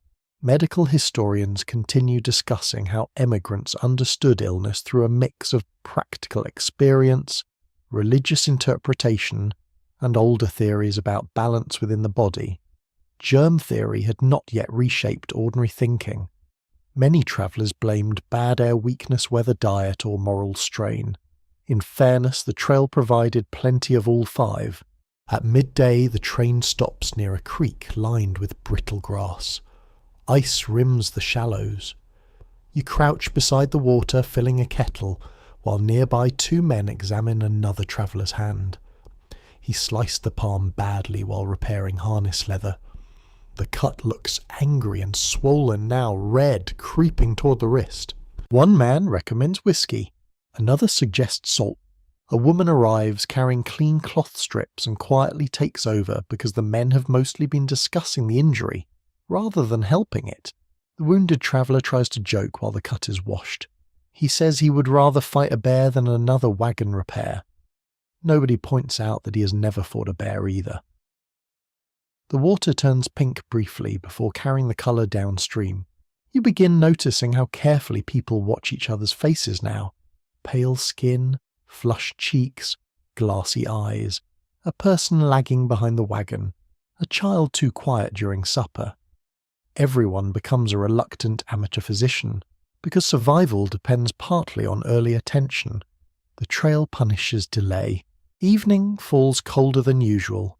The sick woman's coughing deepens. Someone heats stones near the fire and wraps them in cloth for warmth inside the wagon. Another traveller shares dried herbs meant for chest trouble. A baby nearby begins crying, perhaps disturbed by the tension moving invisibly through camp. The sounds of sickness at night are impossible to ignore. Coughing through canvas, low moans from aching joints, someone vomiting outside camp, murmured prayers, footsteps approaching the medicine chest. The usual wagon noises continue beneath it. All leather-settling oxen, breathing wind rubbing softly against canvas. But illness changes how you hear everything. There is fear here, though people rarely name it directly. Because once sickness enters a wagon train, nobody can entirely control where it travels next. You remember stories heard before leaving east, cholera camps beside rivers, graves near the Platte, children lost suddenly to fever. People spoke of such things cautiously as if disease might overhear its own name and grow interested. Yet the stories followed the trail because the danger was real, and still people kept going west. That fact hangs over every difficult evening, not because emigrants were fearless, but because many believed stopping carried dangers too. Debt, hunger, crowded cities, failed farms, religious pressure, lost chances. The trail offered hardship openly. Life elsewhere hid hardship under different clothing. Near the fire, an older woman demonstrates a remedy involving onions placed near the bed to draw sickness away. A younger man looks doubtful but says nothing because this is not the moment to insult onions. Another traveller swears by goose grease rubbed onto the chest. Someone else recommends strong coffee for almost every condition known to mankind. Honestly, coffee does appear to be treated as both beverage and moral philosophy out here. The stars rise overhead while the camp settles uneasily. A guard walks the perimeter. Fires burn lower. Inside, the sick wagon whispers continue long after most people lie down. You hear the rustle of blankets, the creak of boards, another harsh coughing fit. Your own body suddenly feels suspicious. Is your throat sore? Are your hands colder than usual? Has the wind changed? Or are you getting sick too long? Journey sharpen awareness of the body until every ache becomes a possible omen. Eventually you curl beneath your blankets, listening to the night. A horse stamps nearby. The cough sounds again. Then silence for several long breaths. Then the cough returns. Not every illness becomes tragedy. Many people recover. Fevers break. Cuts heal.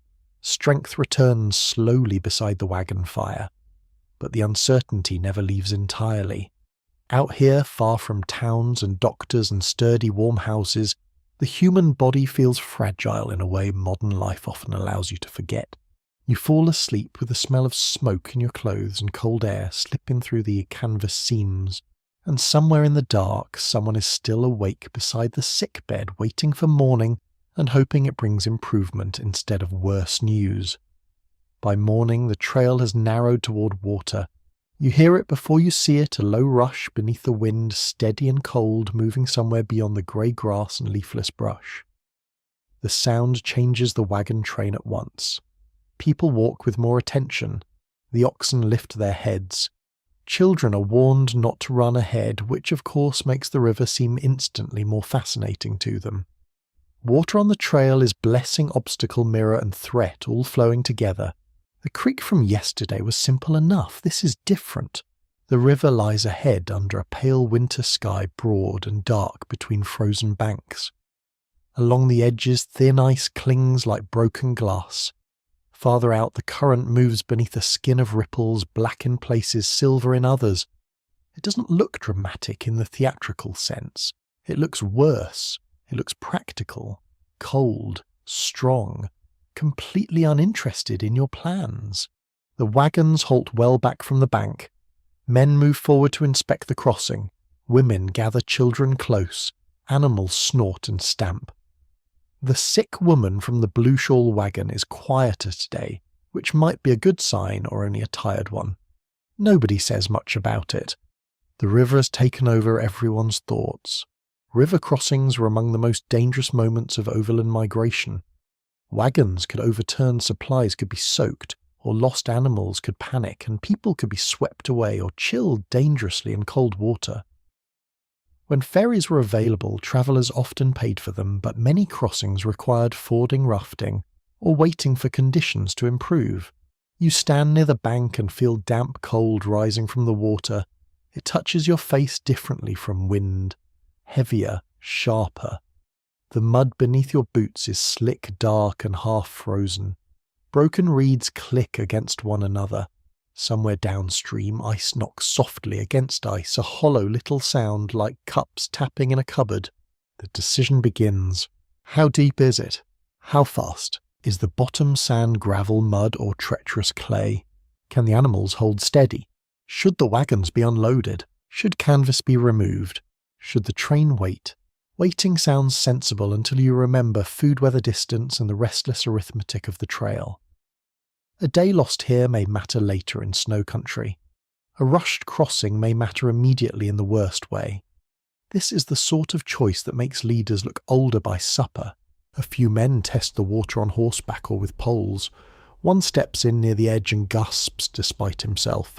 The cold climbs straight through wool and skin into bone. Another wades farther, leaning into the current. Everyone watches his legs disappear to the thigh. The river pulls at him. He turns back carefully, and when he reaches shore his trousers cling dark and stiff. People begin preparing the wagons. Everything vulnerable to water must be lifted, tied higher, wrapped tighter. Flour sacks are moved. Bedding is secured. The precious coffee pot is treated with nearly religious concern. If a wagon bed leaks badly, supplies may be ruined. If food becomes soaked, the damage may follow the family for weeks. An odd piece of trail lore appears whenever water crossings are discussed. Some travellers recommended floating wagons by caulking the wagon box or wrapping it with canvas to make a rough boat. This could work under certain conditions, though it also had the exciting disadvantage of turning your entire household into a questionable bathtub with wheels. The frontier was full of ideas that sounded clever until water entered from below. There are ferries in some places along major trails, especially near busier crossings or forts, but they cost money and time. Ferry operators could be lifelines or sources of great irritation, depending on price, weight, and reliability. In remote stretches, travellers rely on themselves and on whatever skill exists within the group. Skill, unfortunately, is not evenly distributed. Confidence is much more common. Modern scholars continue to differ over whether emigrant accounts exaggerate river danger because crossings made such memorable diary entries, or whether the records still understate the constant ordinary risk. A calm crossing might receive one sentence. A disastrous one might shape a family story for generations. Memory loves drama, but cold water does not need exaggeration. The first wagon enters. The oxen step slowly, uncertain at the edge, then commit. Water rises around their legs. The driver walks near them, voice steady, though you can hear strain beneath it. The wheels drop from the muddy bank with a heavy splash. The wagon lurches, then steadies. Canvas sways. Boxes inside knock together. Everyone on shore leans forward as though their watching can help. The current presses against the wheels. The oxen angle upstream slightly. Their breath comes hard. Water darkens the lower boards. For a moment the wagon seems to pause in the middle, held by the river like a hand around the axle. Then the team moves again. Slowly. Painfully slowly. The far bank is slick. Men wait there with ropes. The oxen climb hooves, sliding shoulders straining. The wagon tilts. Someone shouts. The rear wheel catches, then rises. Mud tears away beneath it. At last the wagon reaches level ground. A breath goes through the watchers. One across. Many left. Your turn comes later, after more preparation, more debate, more cold creeping into everyone's hands. You help hold a child back from the edge. The child complains that he only wants to see. You tell him that rivers are not improved by small spectators standing too close. He looks unconvinced but stays. When your wagon enters the water, the sound changes completely.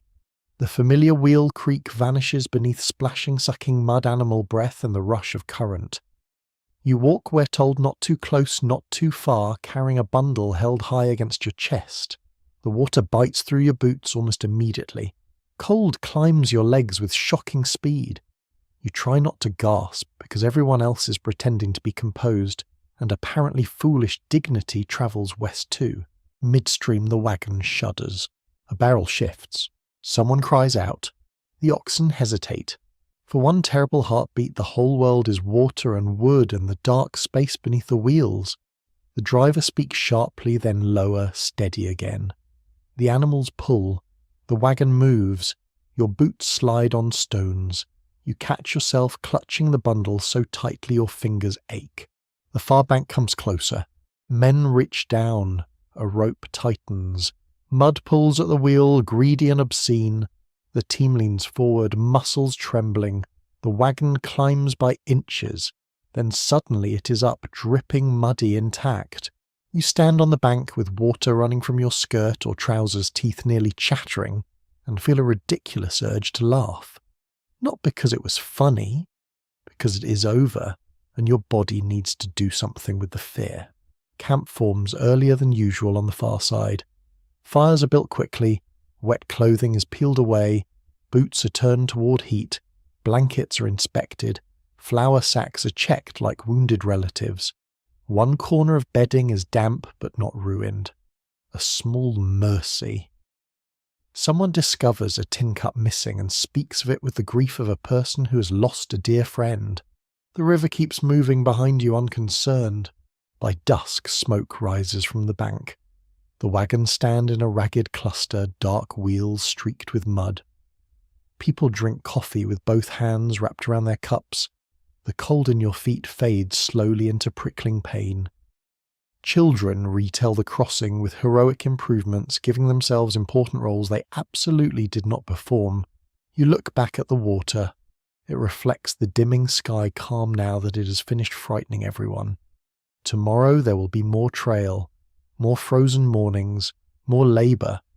But tonight the river is behind you, and that is enough. The journey west is made of such enoughs. Enough warmth, enough food, enough luck, enough strength to climb the far bank and keep going. By the next morning the river has become yesterday's story, which means people are already improving it. Around the first fires you hear 3 versions before coffee's even poured.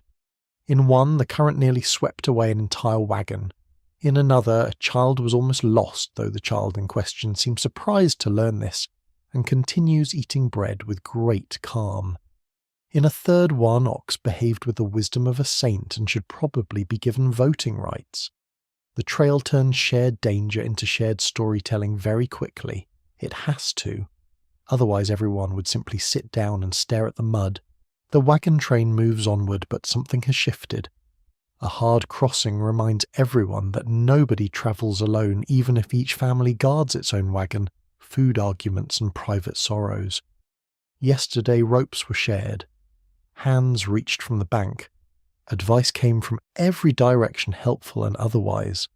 A woman lent dry cloth to another family. A man helped secure a barrel that did not belong to him. Children were passed from one adult to another without much ceremony.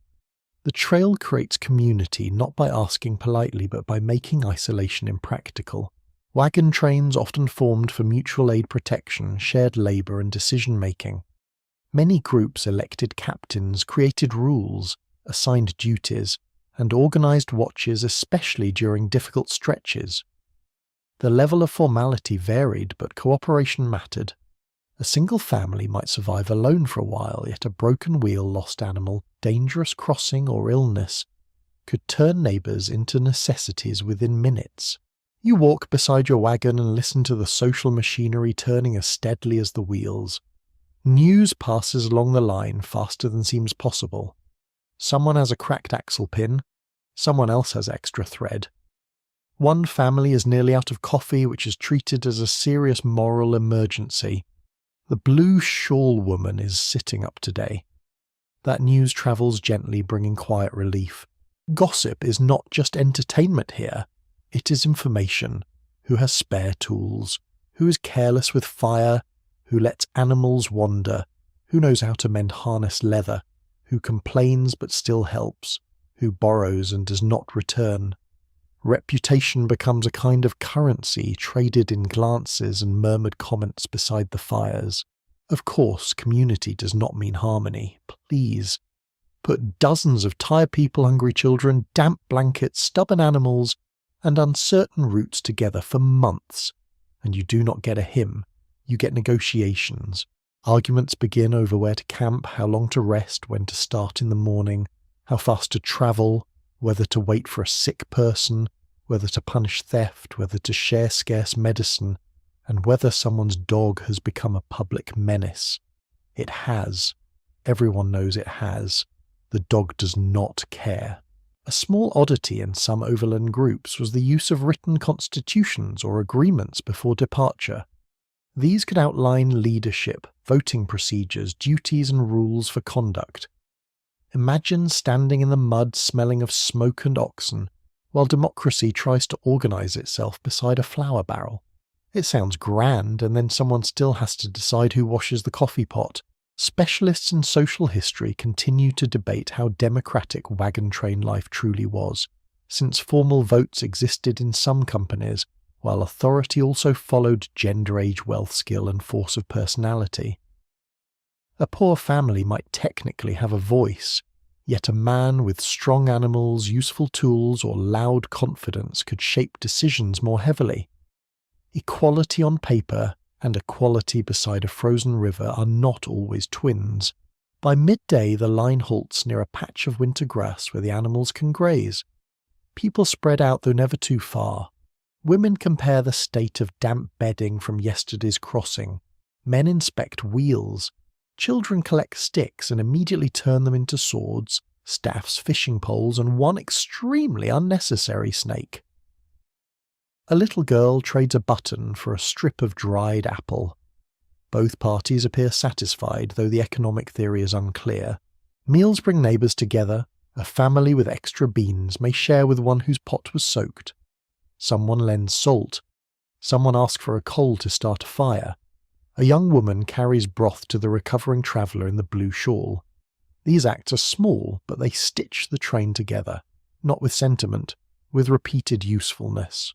There are songs too in the evening when the day has softened enough for voices. A hymn rises first low and familiar, then a comic song. Then someone tells a story about a man back east who packed a parlour mirror and insisted on carrying it, until the first hill taught him theology. Laughter moves among the wagons. Even the most serious travellers need foolishness, perhaps especially them. You notice how sound travels across camp. One fire's conversation drifts into another. A baby's cry becomes everyone's concern. A burst of laughter draws heads from nearby wagons. The scrape of a fiddle, if someone has one, changes the whole mood. Music on the trail is not polished. It squeaks, wanders, forgets verses, and occasionally loses rhythm when the player's fingers freeze. Still, it gathers people close. But conflict waits nearby, patient as cold. That night an argument breaks out over a missing rope. The rope is eventually found under the wrong wagon, but not before accusations sting the air. Voices rise. A captain steps in. Someone mutters that certain people are careless. Someone else says certain people should mind their own wagon. Children go silent watching adults perform the ancient human art of making everything worse briefly before making it better. By morning the quarrel has cooled. Not vanished exactly. The trail has excellent memory, but work pushes everyone forward. The man accused of taking the rope helps free the accuser's wheel from a rut before noon. Neither apologizes aloud. The act does the speaking. Sometimes community survives not because people forgive beautifully, but because mud returns and requires teamwork.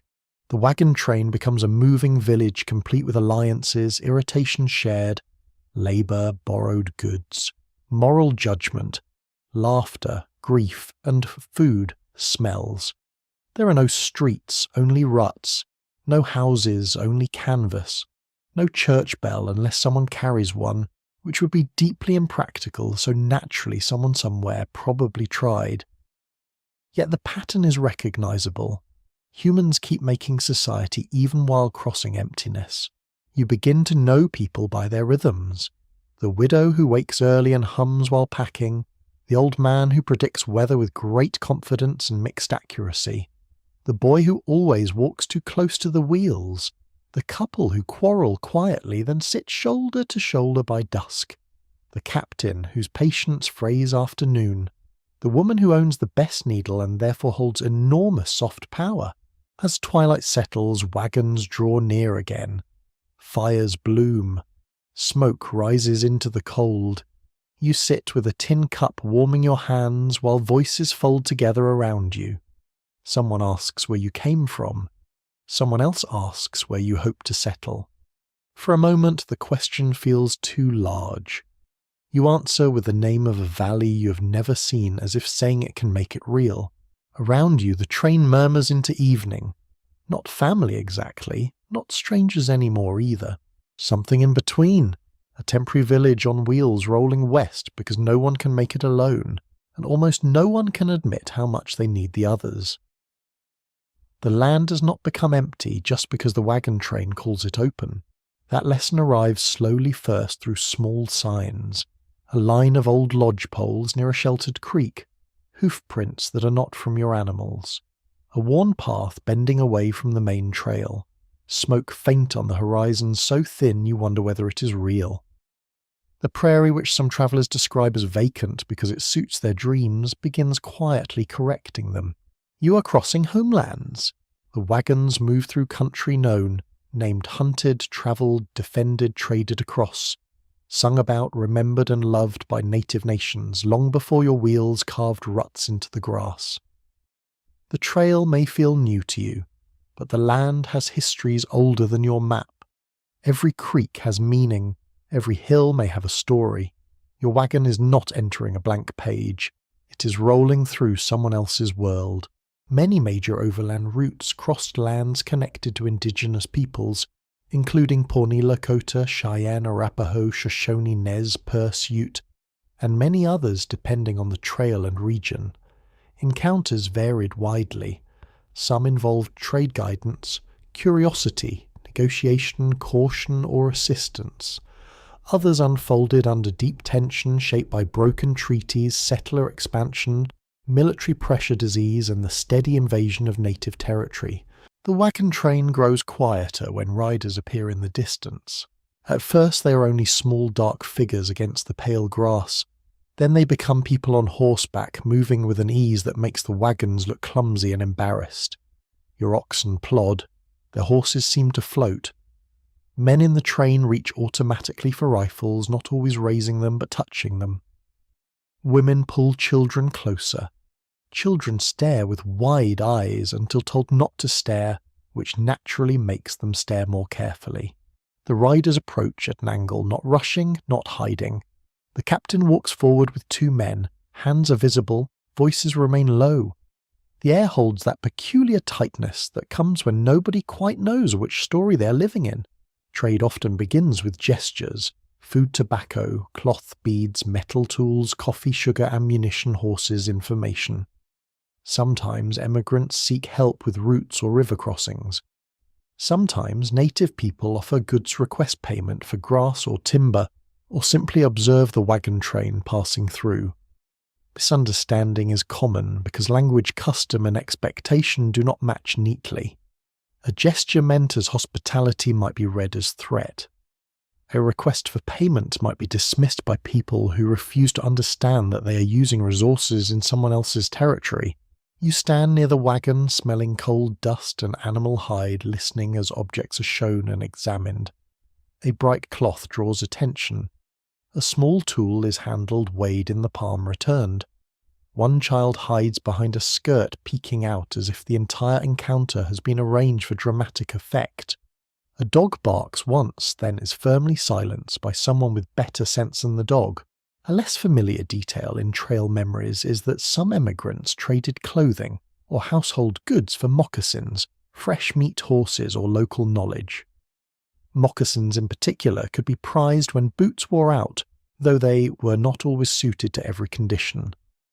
Imagine a traveller who began the journey proud of sturdy eastern boots, and now finds salvation in footwear made by the very people his guidebook described, with fear and ignorance. History has a talent for humbling the smug. Current historians often examine whether emigrant diaries reveal more about native people themselves or about settler expectations, anxieties, and prejudices. Many travellers wrote through layers of fear taught by newspapers, rumours, politics, and popular stories. Their descriptions can preserve valuable observations, but they can also distort. A calm visit may be remembered as a narrow escape simply because the writer expected danger. A fair request may be labelled theft because the traveller assumed entitlement. This matters because fear moves through wagon trains quickly. A rumour can travel faster than a horse. One evening someone claims another train was attacked ahead. Someone else says the story is old. Another says it was exaggerated. By supper, the children are frightened and half the adults are pretending not to be. Guns are cleaned with extra seriousness. Watches are doubled. Every distant shadow becomes suspicious. Yet the most common daily reality is often less cinematic. Passing, watching, trading, avoiding, negotiating, sometimes helping, sometimes resenting, sometimes misunderstanding so thoroughly that everyone leaves annoyed. The wagons press onward through grass that has fed native horses and buffalo for generations. But buffalo are fewer now in some places, pressured by hunting migration routes and the expanding machinery of American settlement. Emigrants rely on the land for grazing, fuel, water, and game, often without seeing those acts as political.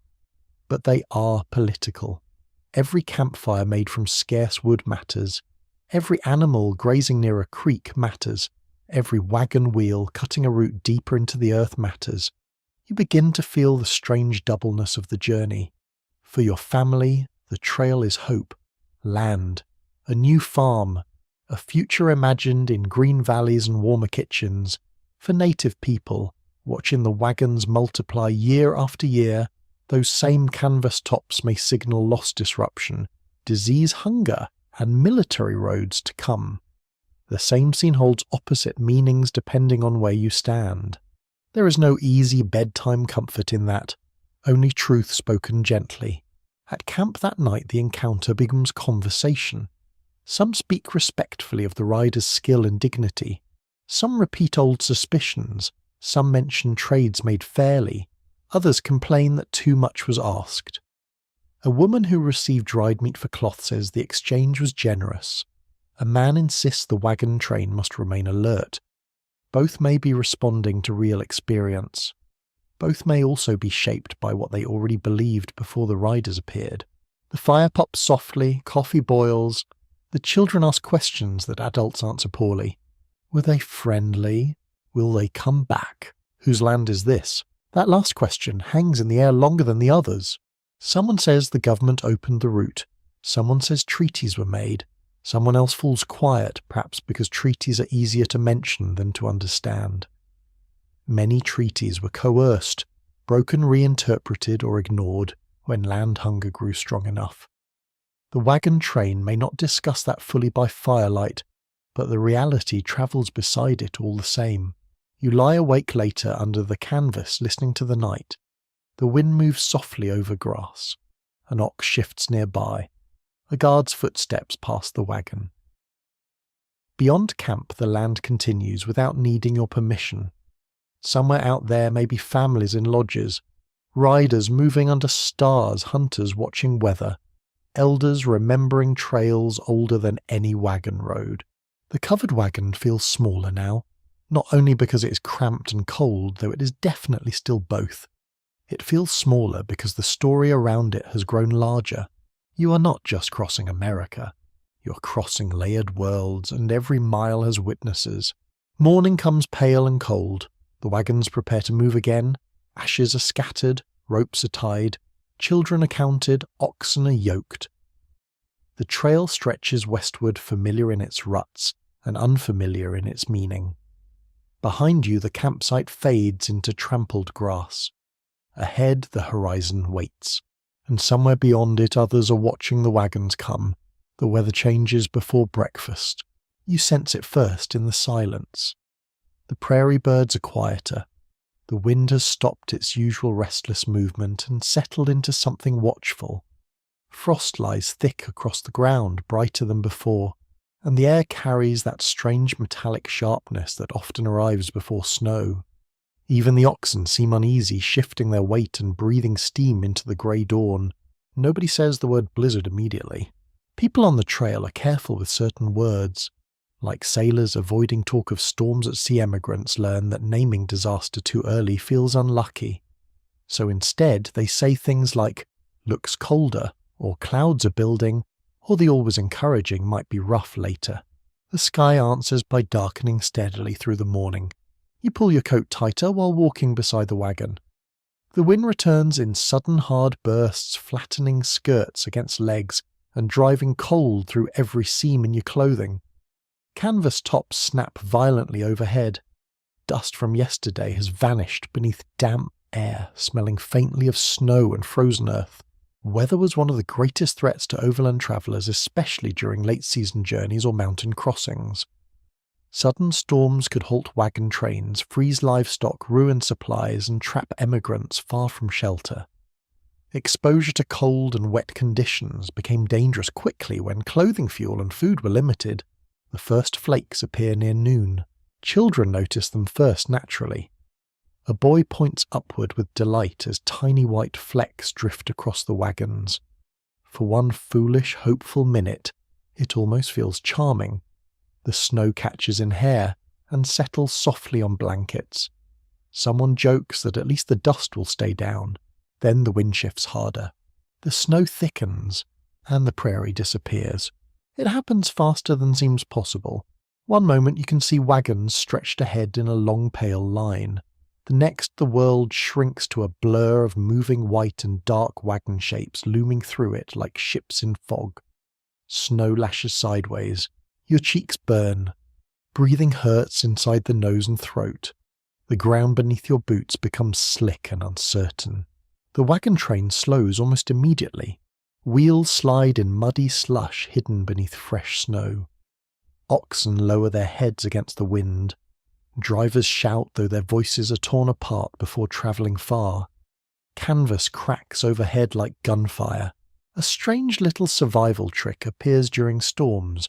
Some travellers tied ropes between wagons in severe conditions so people moving through camp would not become lost in whiteout snow or darkness. Imagine needing a guide rope to reach your own coffee pot. The frontier never misses a chance to humble humanity. You pull your scarf higher until your breath dampens the cloth. Snow gathers along coat sleeves and bonnet edges. Gloves stiffen with wet cold. Each step beside the wagon becomes careful and deliberate. The familiar trail vanishes beneath whiteness. Ruts disappear. Landmarks dissolve. Sky and ground blend together into one enormous blank. Historians examining emigrant accounts continue discussing how weather shaped emotional memory of the journey. Storms often dominate diaries because they interrupted all ordinary routines and exposed how vulnerable wagon trains truly were. A person might forget 10-mile days entirely, yet remember one terrible storm for the rest of life. By mid-afternoon camp is called early. Nobody argues. The wagons form a rough defensive cluster against the wind. Men struggle to secure canvas and tether animals before fingers lose feeling entirely. Women drag bedding farther from wagon walls where dampness creeps inward. Fires become desperate little projects requiring shields against the gale. Snow blows through everything. Your boots sink ankle deep beside the wheels. Starting a fire now feels less like cooking and more like challenging nature to a duel. Buffalo chips, dry grass scraps of wood. Anything that might burn is protected beneath coats while sparks are coaxed into life. Smoke whips sideways into faces. Someone curses after the flame dies again. Another traveller kneels beside the fire pit with absolute concentration, guarding a tiny ember as if it were a royal heir. Finally the fire catches. A low cheer rises from nearby wagons. Civilization restored by one angry little flame. Inside the wagon the air turns cramped and damp. Wet gloves hang from ropes. Snow melts from hems and drips onto boards. The smell of wool grows stronger, mixed with smoke-cold leather-wet animal hide and human exhaustion. Children are bundled deep in blankets until only their noses show. A baby cries from discomfort and confusion. The wagon rocks under wind gusts hard enough to make you glance upward instinctively. You realise how thin the canvas truly is, just cloth between your family and the storm. Outside, the animals suffer quietly. Oxen stand with snow collecting along their backs and horns. Horses stamp nervously. Their breath rises thick and white into the swirling dark. Men move among them, checking ropes, brushing snow from harnesses, speaking softly into furry ears. Livestock are wealth, labour, transportation and survival combined. Losing animals in winter weather can cripple an entire wagon train. As evening falls, the storm deepens, snow rattles against the canvas in waves. Wind moans through gaps between wagons. Fires shrink low despite constant feeding. Supper is hurried and plain. Hot coffee passes from hand to hand like medicine. Nobody lingers outside longer than necessary. Even conversation changes. Voices become softer, shorter, closer. The storm presses everyone inward. One older traveller begins telling stories from earlier winters back east, partly to calm children and partly to calm himself. He describes snowdrifts taller than fences and rivers frozen solid enough for sleighs.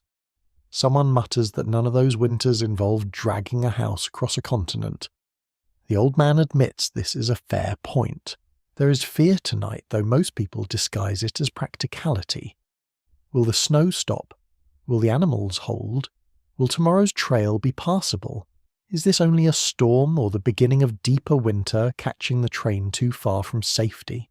You lie awake listening to the wind batter the wagon. The sound becomes enormous after dark. Canvas snapping, snow hissing across the ground, wheels creaking under shifting weight. Somewhere nearby an ox bell clinks faintly through the storm like a lost church bell buried in clouds. You think about warm rooms back east. Real walls, dry floors, boots left near fireplaces instead of half frozen beside wagon wheels. And yet part of you also understands something strange. The storm sharpens every sensation. Every warmth matters more now. The heat of coffee, the rough comfort of shared blankets, the glow of lantern light against canvas, the sound of another person breathing nearby. Hardship shrinks life down to essentials with frightening efficiency. Near midnight the wind eases slightly. Not enough to trust, just enough for silence to return in fragments between gusts. You drift towards sleep while snow piles softly against the wheels outside. The wagon smells of wet wool and smoke.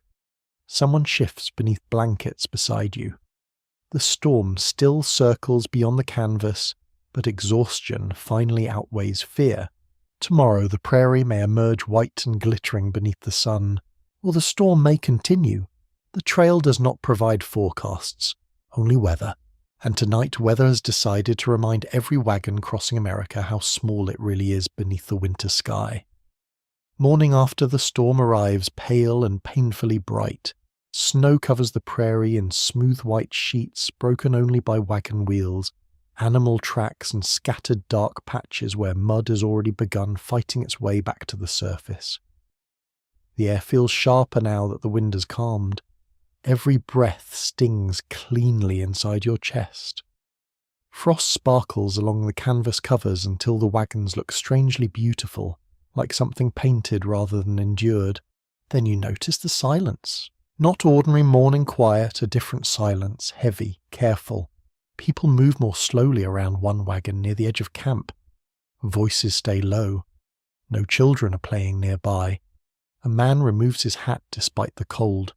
Another stands staring at the ground, as if trying to read instructions written there.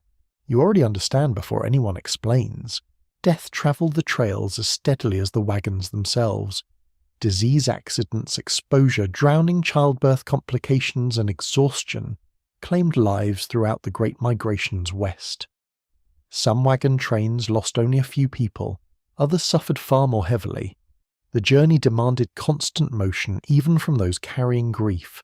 The woman in the faded blue shawl did not survive the night. The news passes quietly from wagon to wagon. Nobody gasps dramatically. The trail wears people down beyond theatrical reactions. Instead, there are lowered eyes, slower footsteps, longer pauses around fires. Children sense the mood immediately and whisper questions adults answer carefully or not at all. You stand near the wagon while preparations begin.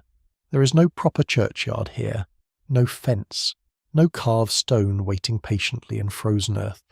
Just snowgrass beneath it and the endless prairie stretching westward as though nothing important has happened. But something has happened. A whole human life has stopped beside these wheels.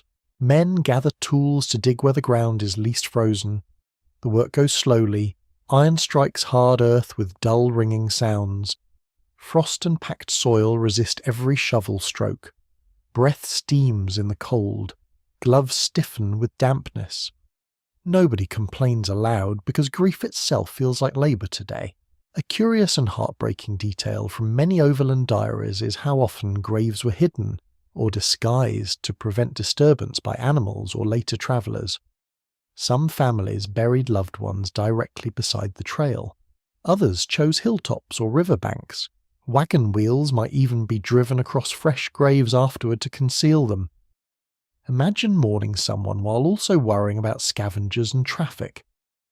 The frontier rarely allowed sorrow to happen neatly. Women prepare the body as gently as conditions allow. Clean cloth is found, hair is smoothed. A child is led away from the wagon before asking too many questions.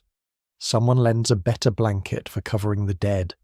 In hard places, generosity often appears through fabric. The camp gathers near midday.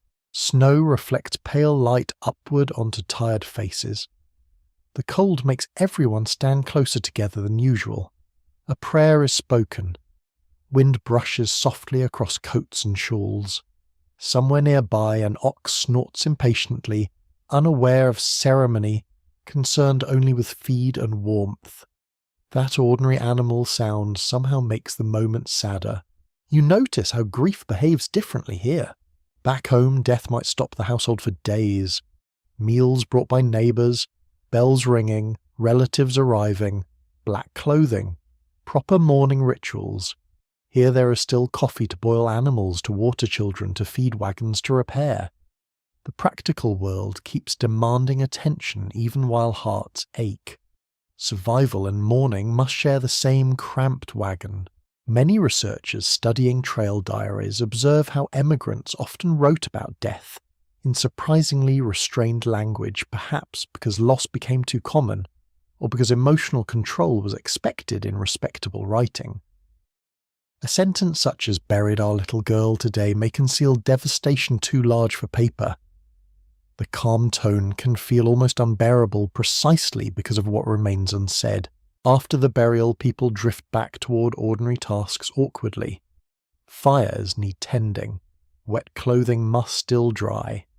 One man resumes repairing harness leather with movements that look mechanical now. A woman kneads dough while staring into nothing. Children begin playing again after an hour because children are built for survival in ways adults sometimes forget. The wagon train cannot remain here long. That truth sits heavily over the afternoon. The trail has a cruel relationship with time. Delay too long and weather catches you, supplies thin, animals weaken.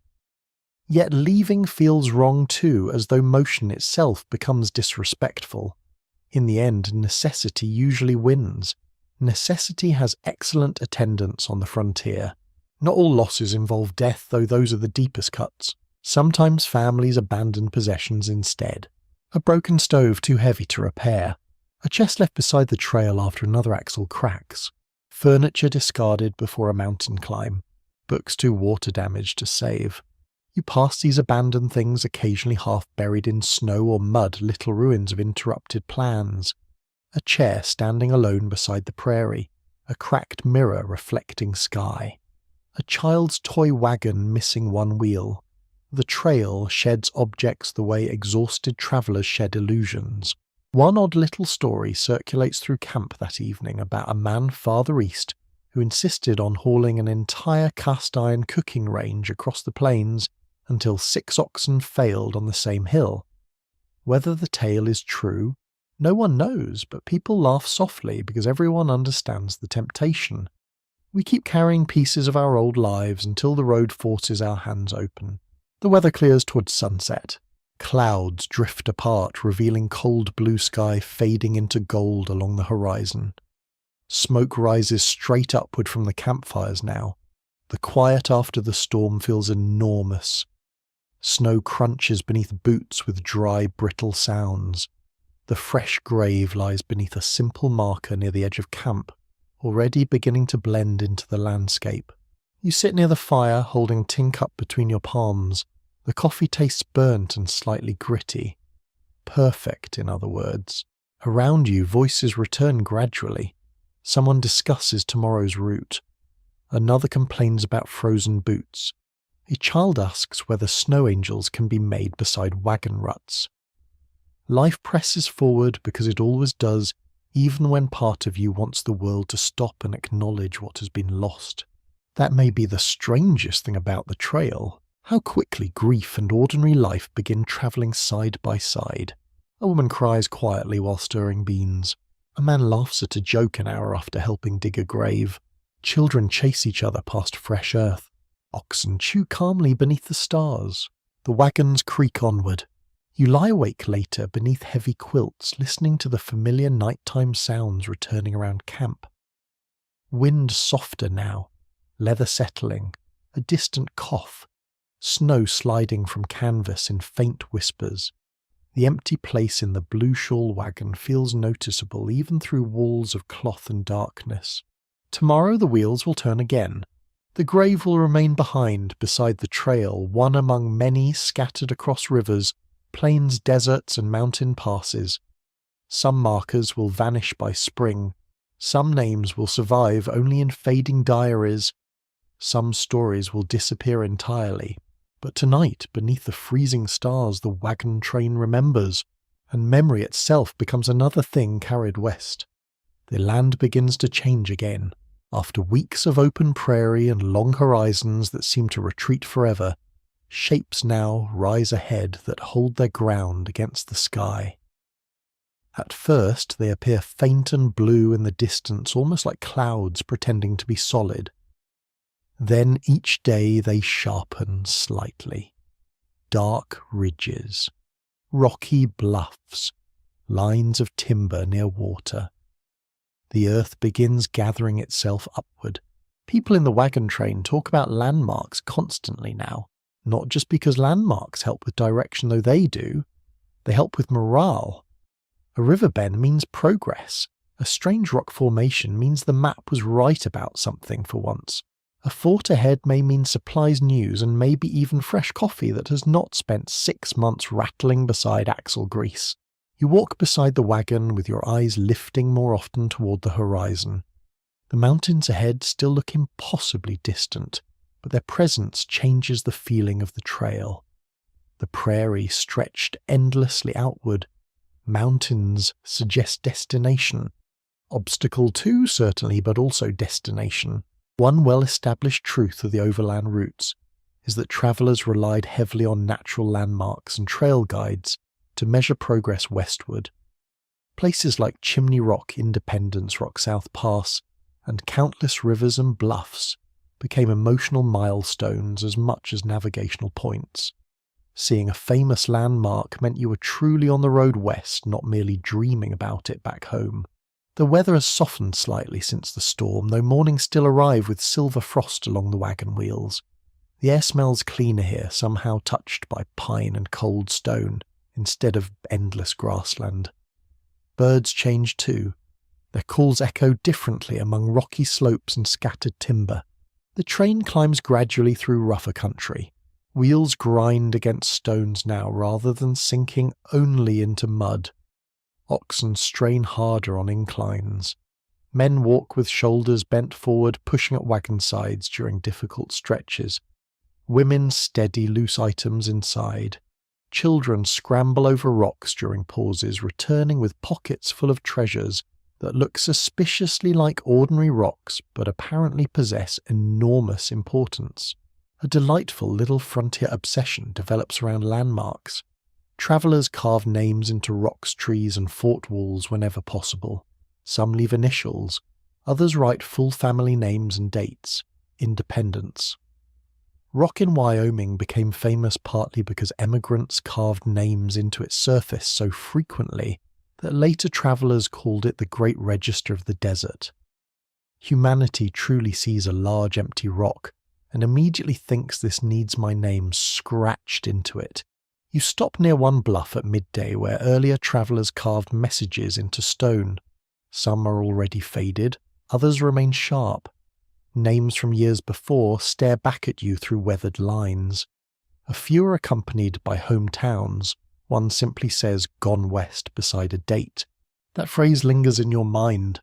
Gone West. Not arrived, not succeeded, just gone. Writers and historians continue discussing how landmarks shaped emigrant psychology by dividing the overwhelming journey into recognizable stages. Without those visible markers, the distance might have felt unbearable. A named rock or river gave structure to uncertainty. It transformed endless movement into chapters people could survive mentally.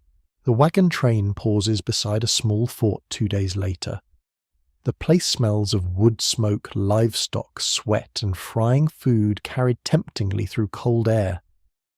After weeks of isolation, even a rough frontier outpost feels astonishingly civilized. There are walls that do not move, roofs that do not flap, actual doors. You almost want to hug the nearest building. Almost. The prices inside cure sentiment quickly. Coffee costs too much. Flour costs too much. Bacon definitely costs too much. Yet people buy supplies anyway, because the trail teaches painful lessons about underestimating hunger. News travels here too. Eastbound travelers exchange stories with westbound ones.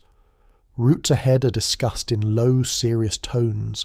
Snow in higher passes, mud near the river crossings, a bridge washed out, a wagon train delayed. Every conversation contains both information and performance. Nobody wants to appear frightened. Nobody wants to admit their animals are weakening or their supplies thinner than expected. Pride survives surprisingly well in harsh climates. You notice how people stare at the fort's simple comforts. A chair by a wall, glass windows, bread served hot instead of merely edible, a woman hanging laundry beside a proper cabin. These ordinary sights suddenly seem luxurious beyond reason. One child asks whether the fort residents get to sleep in the same place every night. The question lands strangely among the adults because everyone realizes how extraordinary that sounds now. The train leaves the fort heavier with supplies and rumors alike. Wheels creak under fresh flour sacks.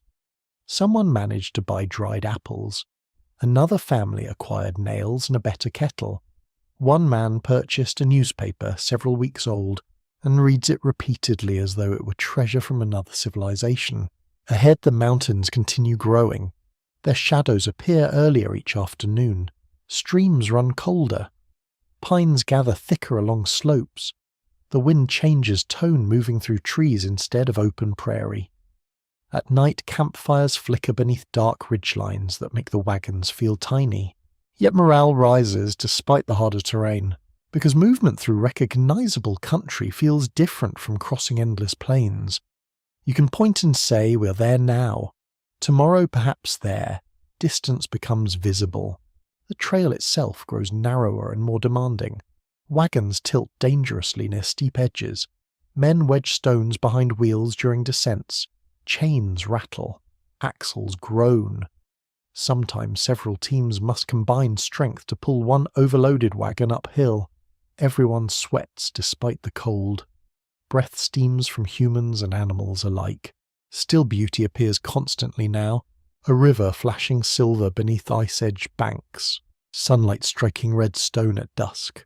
Snow resting high on distant peaks while valleys remain brown and green below. An eagle circling above cliffs. The world feels larger here, but also more intimate. The prairie stretched away endlessly. Mountains gather attention inward. Every pass, ridge, and valley matters. At evening camp, someone tells a story about travelers farther west who saw valleys rich with grass orchards, and rivers wide enough to reflect whole skies. Another describes California as though it were paradise wrapped in sunlight. A third claims Oregon rain can dampen a soul permanently. Nobody agrees completely, but everyone listens. Hope changes shape out here. Earlier it looked like open distance. Now it looks like somewhere specific. A valley, a river, a cabin not moving on wheels, a field planted by your own hands. You sit beside the fire, holding coffee gone lukewarm because the night air cools everything quickly now. The mountains stand dark against the stars beyond camp. Their outlines seem impossibly huge and strangely patient.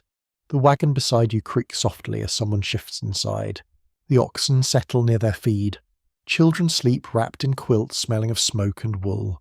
Tomorrow the trail will climb again, but tonight, for the first time in many miles, the horizon no longer feels endless.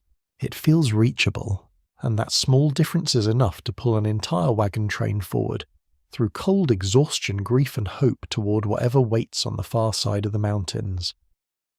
The trail has a strange talent for exhausting people, right up to the edge of despair, and then handing them a fiddle tune. You notice this one evening after a particularly miserable day climbing rocky ground slick with half-melted snow.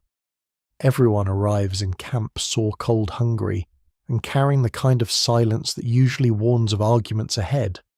The oxen are tired, one wagon wheel needs repair. A child has been crying on and off since noon.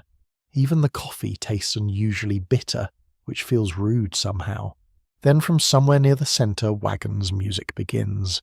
Not polished music, not concert hall music, just the scratchy, hopeful sound of a fiddle finding its way through a familiar tune.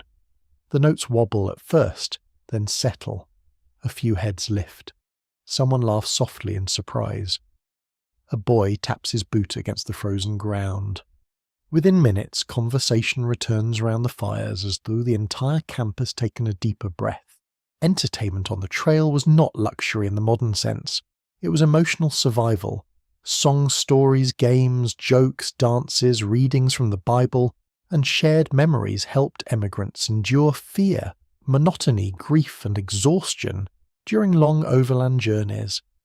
People carried music west the same way they carried tools and blankets, because the mind needed warmth too. You sit near the fire with your hands wrapped around a tin cup while the fiddle continues. Smoke curls upward into cold evening air. The mountains loom dark beyond camp, their ridges silvered faintly by moonlight.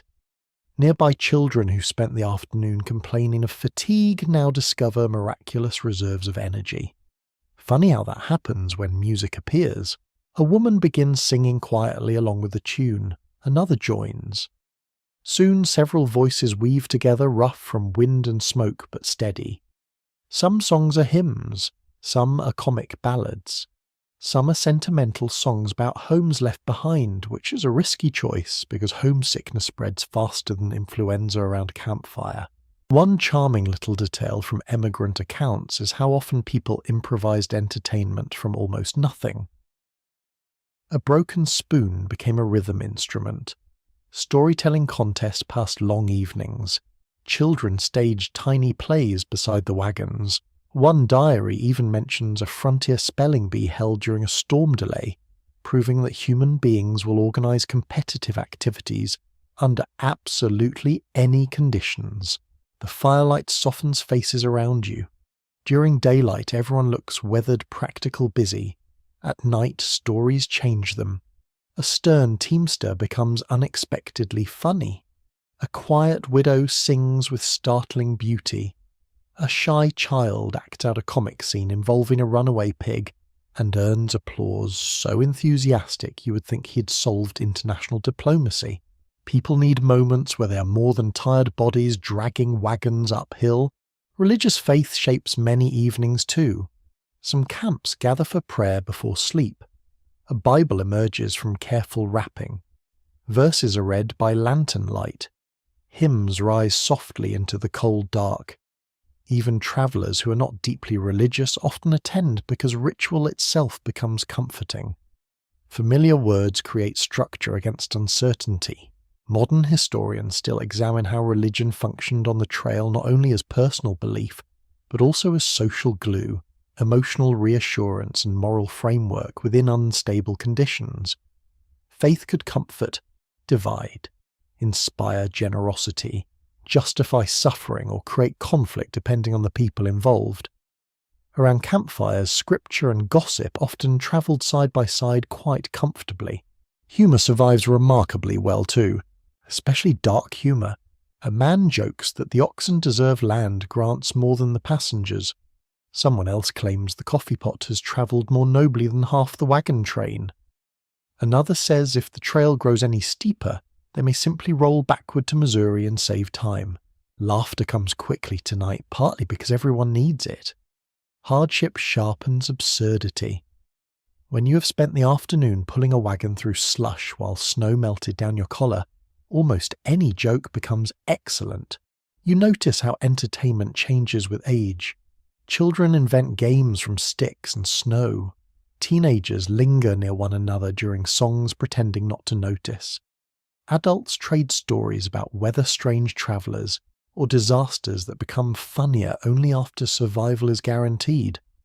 Older emigrants tell long winding tales full of pauses, corrections and details nobody else considers important, but everyone enjoys anyway. One old man near the fire tonight describes a fishing trip from 20 years earlier with such seriousness that you begin suspecting the fish may eventually qualify as sea monsters. No one interrupts him. Storytelling is not always about accuracy. Sometimes it is about hearing a familiar voice continue in the darkness. The mountains amplify sound differently from the plains. Fiddle notes echo faintly against rock. Laughter drifts through cold pine-scented air. Somewhere beyond, camp water moves through unseen streams. The wagons stand in a rough circle, canvas glowing pale under moonlight. For a few precious hours, the journey feels almost less like survival and more like community. Then the fiddle stops abruptly because one string snaps. There is a collective groan dramatic enough to suggest national tragedy. The fiddler holds up the broken string with exhausted dignity, while someone offers advice no one requested. Another traveller says they know a tune that requires fewer strings. This is obviously nonsense, but receives approval anyway. Even without music, the evening continues. Someone recites poetry from memory. A woman describes the orchard her family hopes to plant once they reach Oregon. A boy falls asleep against his father's shoulder, mid-story mouth slightly open, still clutching half a biscuit. You realize that hope itself has become a form of entertainment on the trail. People describe future cabins in impossible detail. Curtains that do not yet exist, fields not yet planted, kitchens warmer than any they have ever known. Sometimes these conversations sound practical, sometimes they sound like fairy tales for exhausted adults, and perhaps that is exactly what they are. The trail feeds on imagination. Without the ability to picture a better life ahead, few people would survive the endless repetition of cold mornings, aching feet, muddy wheels and uncertain weather. Dreams pull the wagons almost as much as oxen do. Later, as the fires burn lower, quieter sounds take over. Soft conversation. Someone humming while washing a pot. The scrape of cards against a crate where a few men continue a game by lantern glow. A mother singing a lullaby inside one wagon. Wind moving gently through pine branches above camp. You lie back beneath blankets smelling of smoke and wool and think about how fragile morale really is. A warm meal helps. A joke helps. Music helps. One evening without disaster helps enormously. Tomorrow may bring snow-steep passes, broken axles, or sickness again. The trail rarely grants long stretches of peace, but tonight the wagon train has reclaimed something important from hardship. Not comfort exactly. Something more stubborn. Joy. Small, smoky, tired joy beside a freezing fire at the edge of the mountains. And somehow, against all practical logic, it is enough to keep people moving west. At first, you do not believe the rumours. Every few days now, another traveller coming east claims settlements are close, a valley just ahead, better roads beyond the next ridge, cabins, mills, orchards, actual fences. One man swears you can smell chimney smoke on clear mornings if the wind turns properly. Another insists there is fresh bread waiting in every town farther west, which sounds less like information and more like a starving man hallucinating politely. Still, the wagon train changes. People walk with a strange mixture of excitement and caution, as if hope itself might trip them. The mountains no longer seem endless. Valleys open wider now. Trails show heavier signs of use. Cut stumps appear near streams. Old campfires, fence rails. The occasional cabin standing lonely against a slope with smoke curling from its chimney into the cold air. After so many months of motion, even one fixed house feels almost shocking. You stare at the first proper cabin you pass longer than necessary. It is rough built with uneven logs and a roof patched in places, but to you, it might as well be a palace. The door does not sway on wagon wheels. The walls do not flap in storms. A woman hangs laundry nearby while a dog sleeps in sunlight beside the steps. The scene is ordinary in the most miraculous way imaginable. By the later years of the overland migrations routes into Oregon and California became increasingly marked by settlements, trading posts, farms, and small frontier towns. Travellers nearing their destination often encountered signs of established communities before reaching their final stopping point. These settlements offered relief supplies, labour opportunities, and sometimes disappointment when expectations collided with reality. Your wagon creaks onward down a narrow slope where snow has mostly melted into wet brown earth. The air feels softer now. Not warm exactly, but gentler. Pine gives way to broader stretches of open land. Streams run faster here, no longer trapped beneath ice. Birds move through the trees in noisy little bursts of life that sound almost celebratory. The oxen seem to sense change too. Their pace lifts slightly on easier ground. People speak more during the day, plans become more specific. Where will your family settle? How much land can be claimed? Whether there is enough timber nearby? Whether the soil is truly fertile or merely advertised enthusiastically by men trying to sell wagons and dreams. One amusing frontier habit appears among emigrants nearing the end of the trail. People begin cleaning things with surprising energy. Coats are brushed, bonnets adjusted, children's faces scrubbed, men trim beards when possible, wagons are reorganized hastily. After months of living like heavily burdened woodland ghosts, everyone suddenly remembers civilization may contain other humans with eyes. You help shake dust from blankets during a noon stop, and discover the dust has become part of the fabric itself. The wagon still smells of smoke wool, leather, damp canvas, and old coffee. One corner bears a faint vinegar scent from the pickle disaster long ago, a reminder that the trail preserves humiliation with impressive loyalty. Yet even the wagon seems transformed now. Earlier it felt like survival. Now it feels temporary. That change carries its own strange sadness. Experts studying emigrant memoirs often note how arrival could create complicated emotions rather than simple triumph. Some travellers felt joy and relief. Others felt disorientation, grief for those lost along the way, anxiety about beginning again, or disappointment when reality failed to match imagination. After months of struggle, reaching the destination did not magically erase exhaustion. You understand this more each mile. The trail has become your normal. Cold mornings, wheel creaks, coffee beside smoky fires, walking until your legs move automatically, measuring distance by rivers and ridges instead of clocks. You hate parts of it deeply, and yet the thought of it ending feels oddly unreal. One afternoon the wagon train crests a rise and the valley beyond spreads wide beneath pale sunlight. Fields, actual fields, fences tracing lines through grass, thin columns of chimney smoke, cabins scattered near a river that flashes silver in the afternoon light. For several seconds nobody speaks.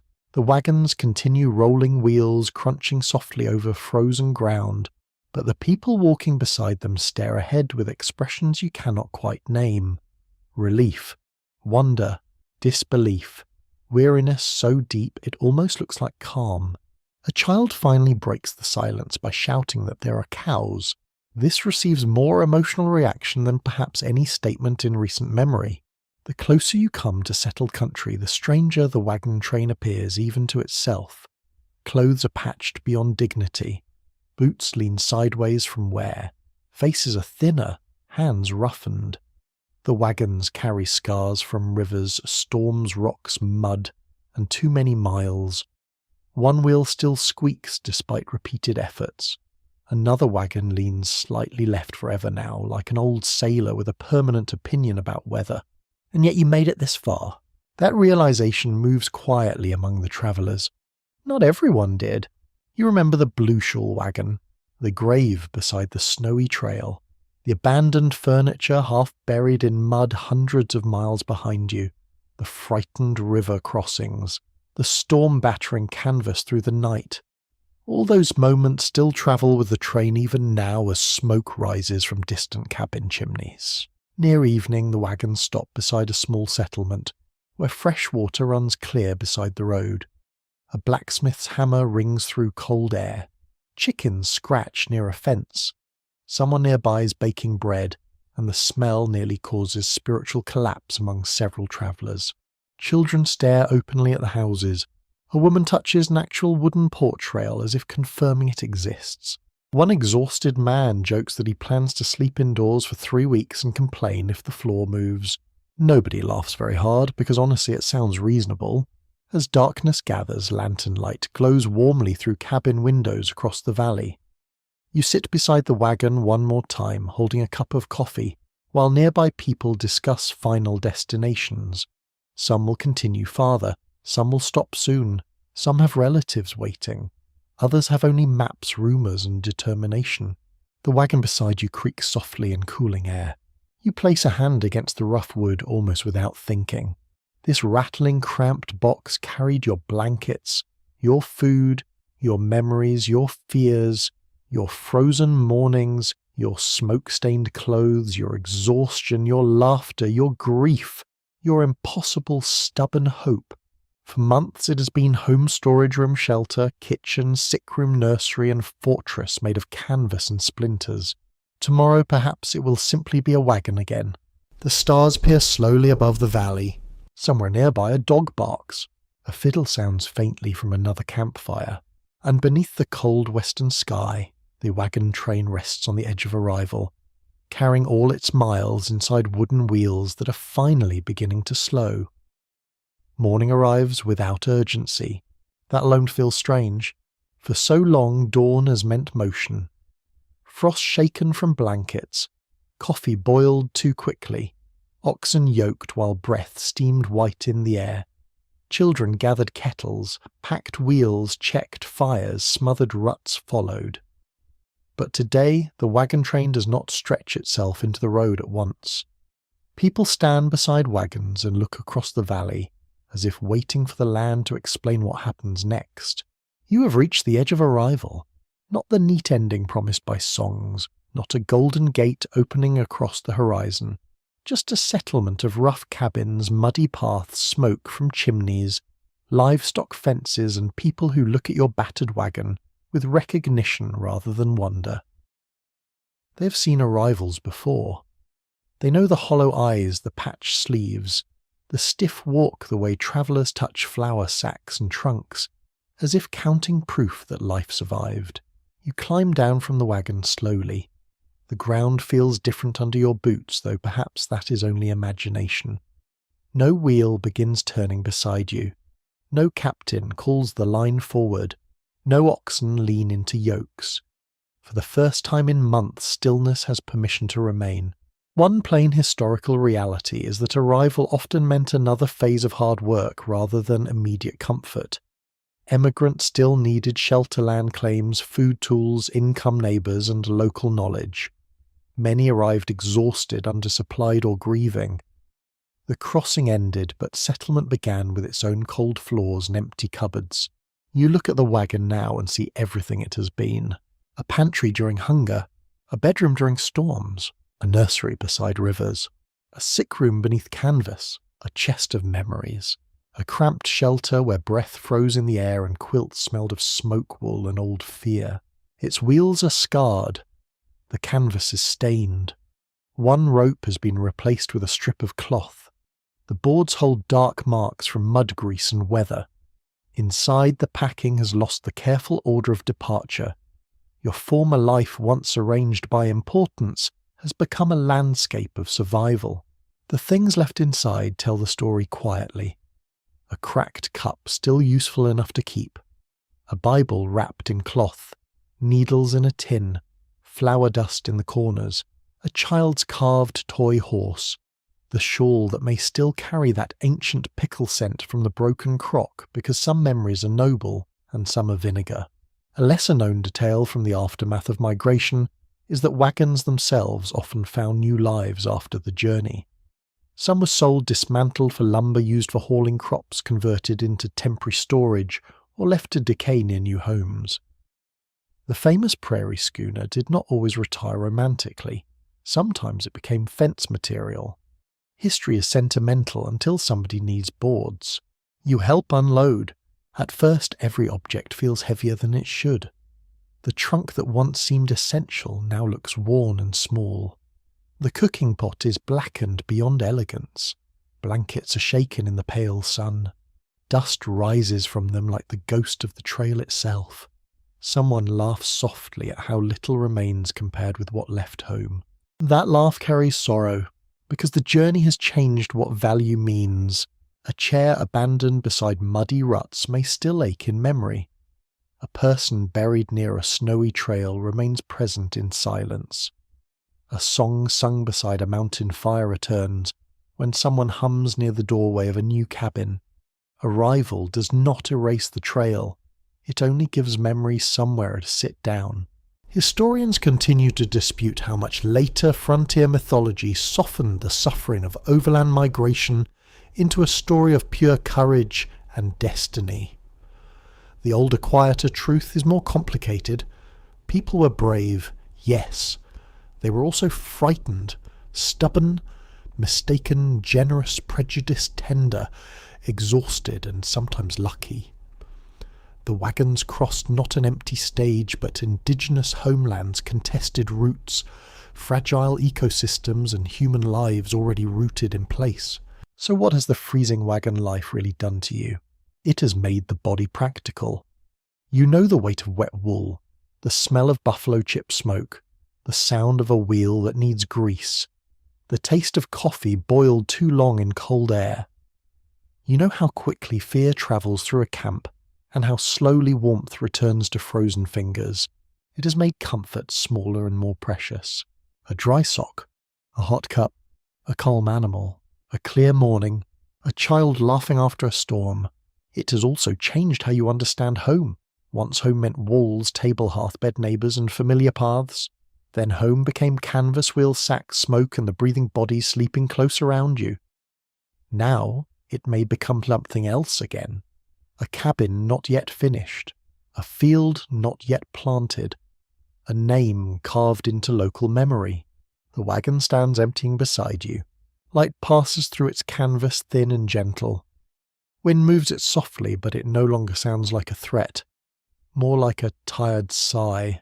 Around the settlement, ordinary life continues. A hammer rings, chickens scatter. A woman calls to someone near a shed. Smoke rises straight into the cold morning. The world is not celebrating your arrival loudly, and perhaps that is merciful. You have had enough noise. You place one hand on the wagon side. The wood is cold. Rough. Real. For a moment you can almost hear all the miles inside it. Rivers rushing, children whispering, axles groaning, fiddle strings trembling, snow striking canvas. Voices arguing, praying, joking, singing. The trail gathers itself into one long breath, and then releases. And now slowly, very slowly, the journey becomes memory. The valley settles into evening. Smoke softens above the roofs, turning blue in the cooling air. The wagon rests near the edge of the yard, no longer straining west, no longer shuddering over frozen ruts. Its wheels are still. Its canvas moves only a little, touched by a mild wind that smells of damp earth, cut wood, and supper cooking somewhere nearby. You are allowed to be tired now. You do not have to count miles tonight. You do not have to listen for the river current or the crack in a wheel or the cough behind the canvas. The oxen are quiet. The children are warm. The fire is steady. Outside, the first stars appear one by one, not as warnings above a lonely camp, but as gentle lights over a place where you may rest. Let the wagon fade in your mind. Let the road soften. The mud dries. The snow melts. The smoke lifts. The voices of the trail grow distant, not gone, only quieter, like a story told from another room. You can keep the courage without keeping the cold. You can remember the miles without walking them again tonight. The prairie lies behind you, wide and silver beneath moonlight. The rivers keep moving. The mountains hold their dark shapes under the stars. Somewhere far back along the old trail, wind passes over abandoned ruts and grasses, bend, rise, and bend again. Here the blankets are heavy. The fire is low. Your breath slows. The wagon has stopped, and you may stop with it. So rest now softly, safely in the hush after all that motion. Let the last wheel creak fade into silence. Let the old canvas settle. Let the night gather round you kindly. And let sleep come on quiet feet like snowfall over a road no one has to travel anymore. Sweet dreams.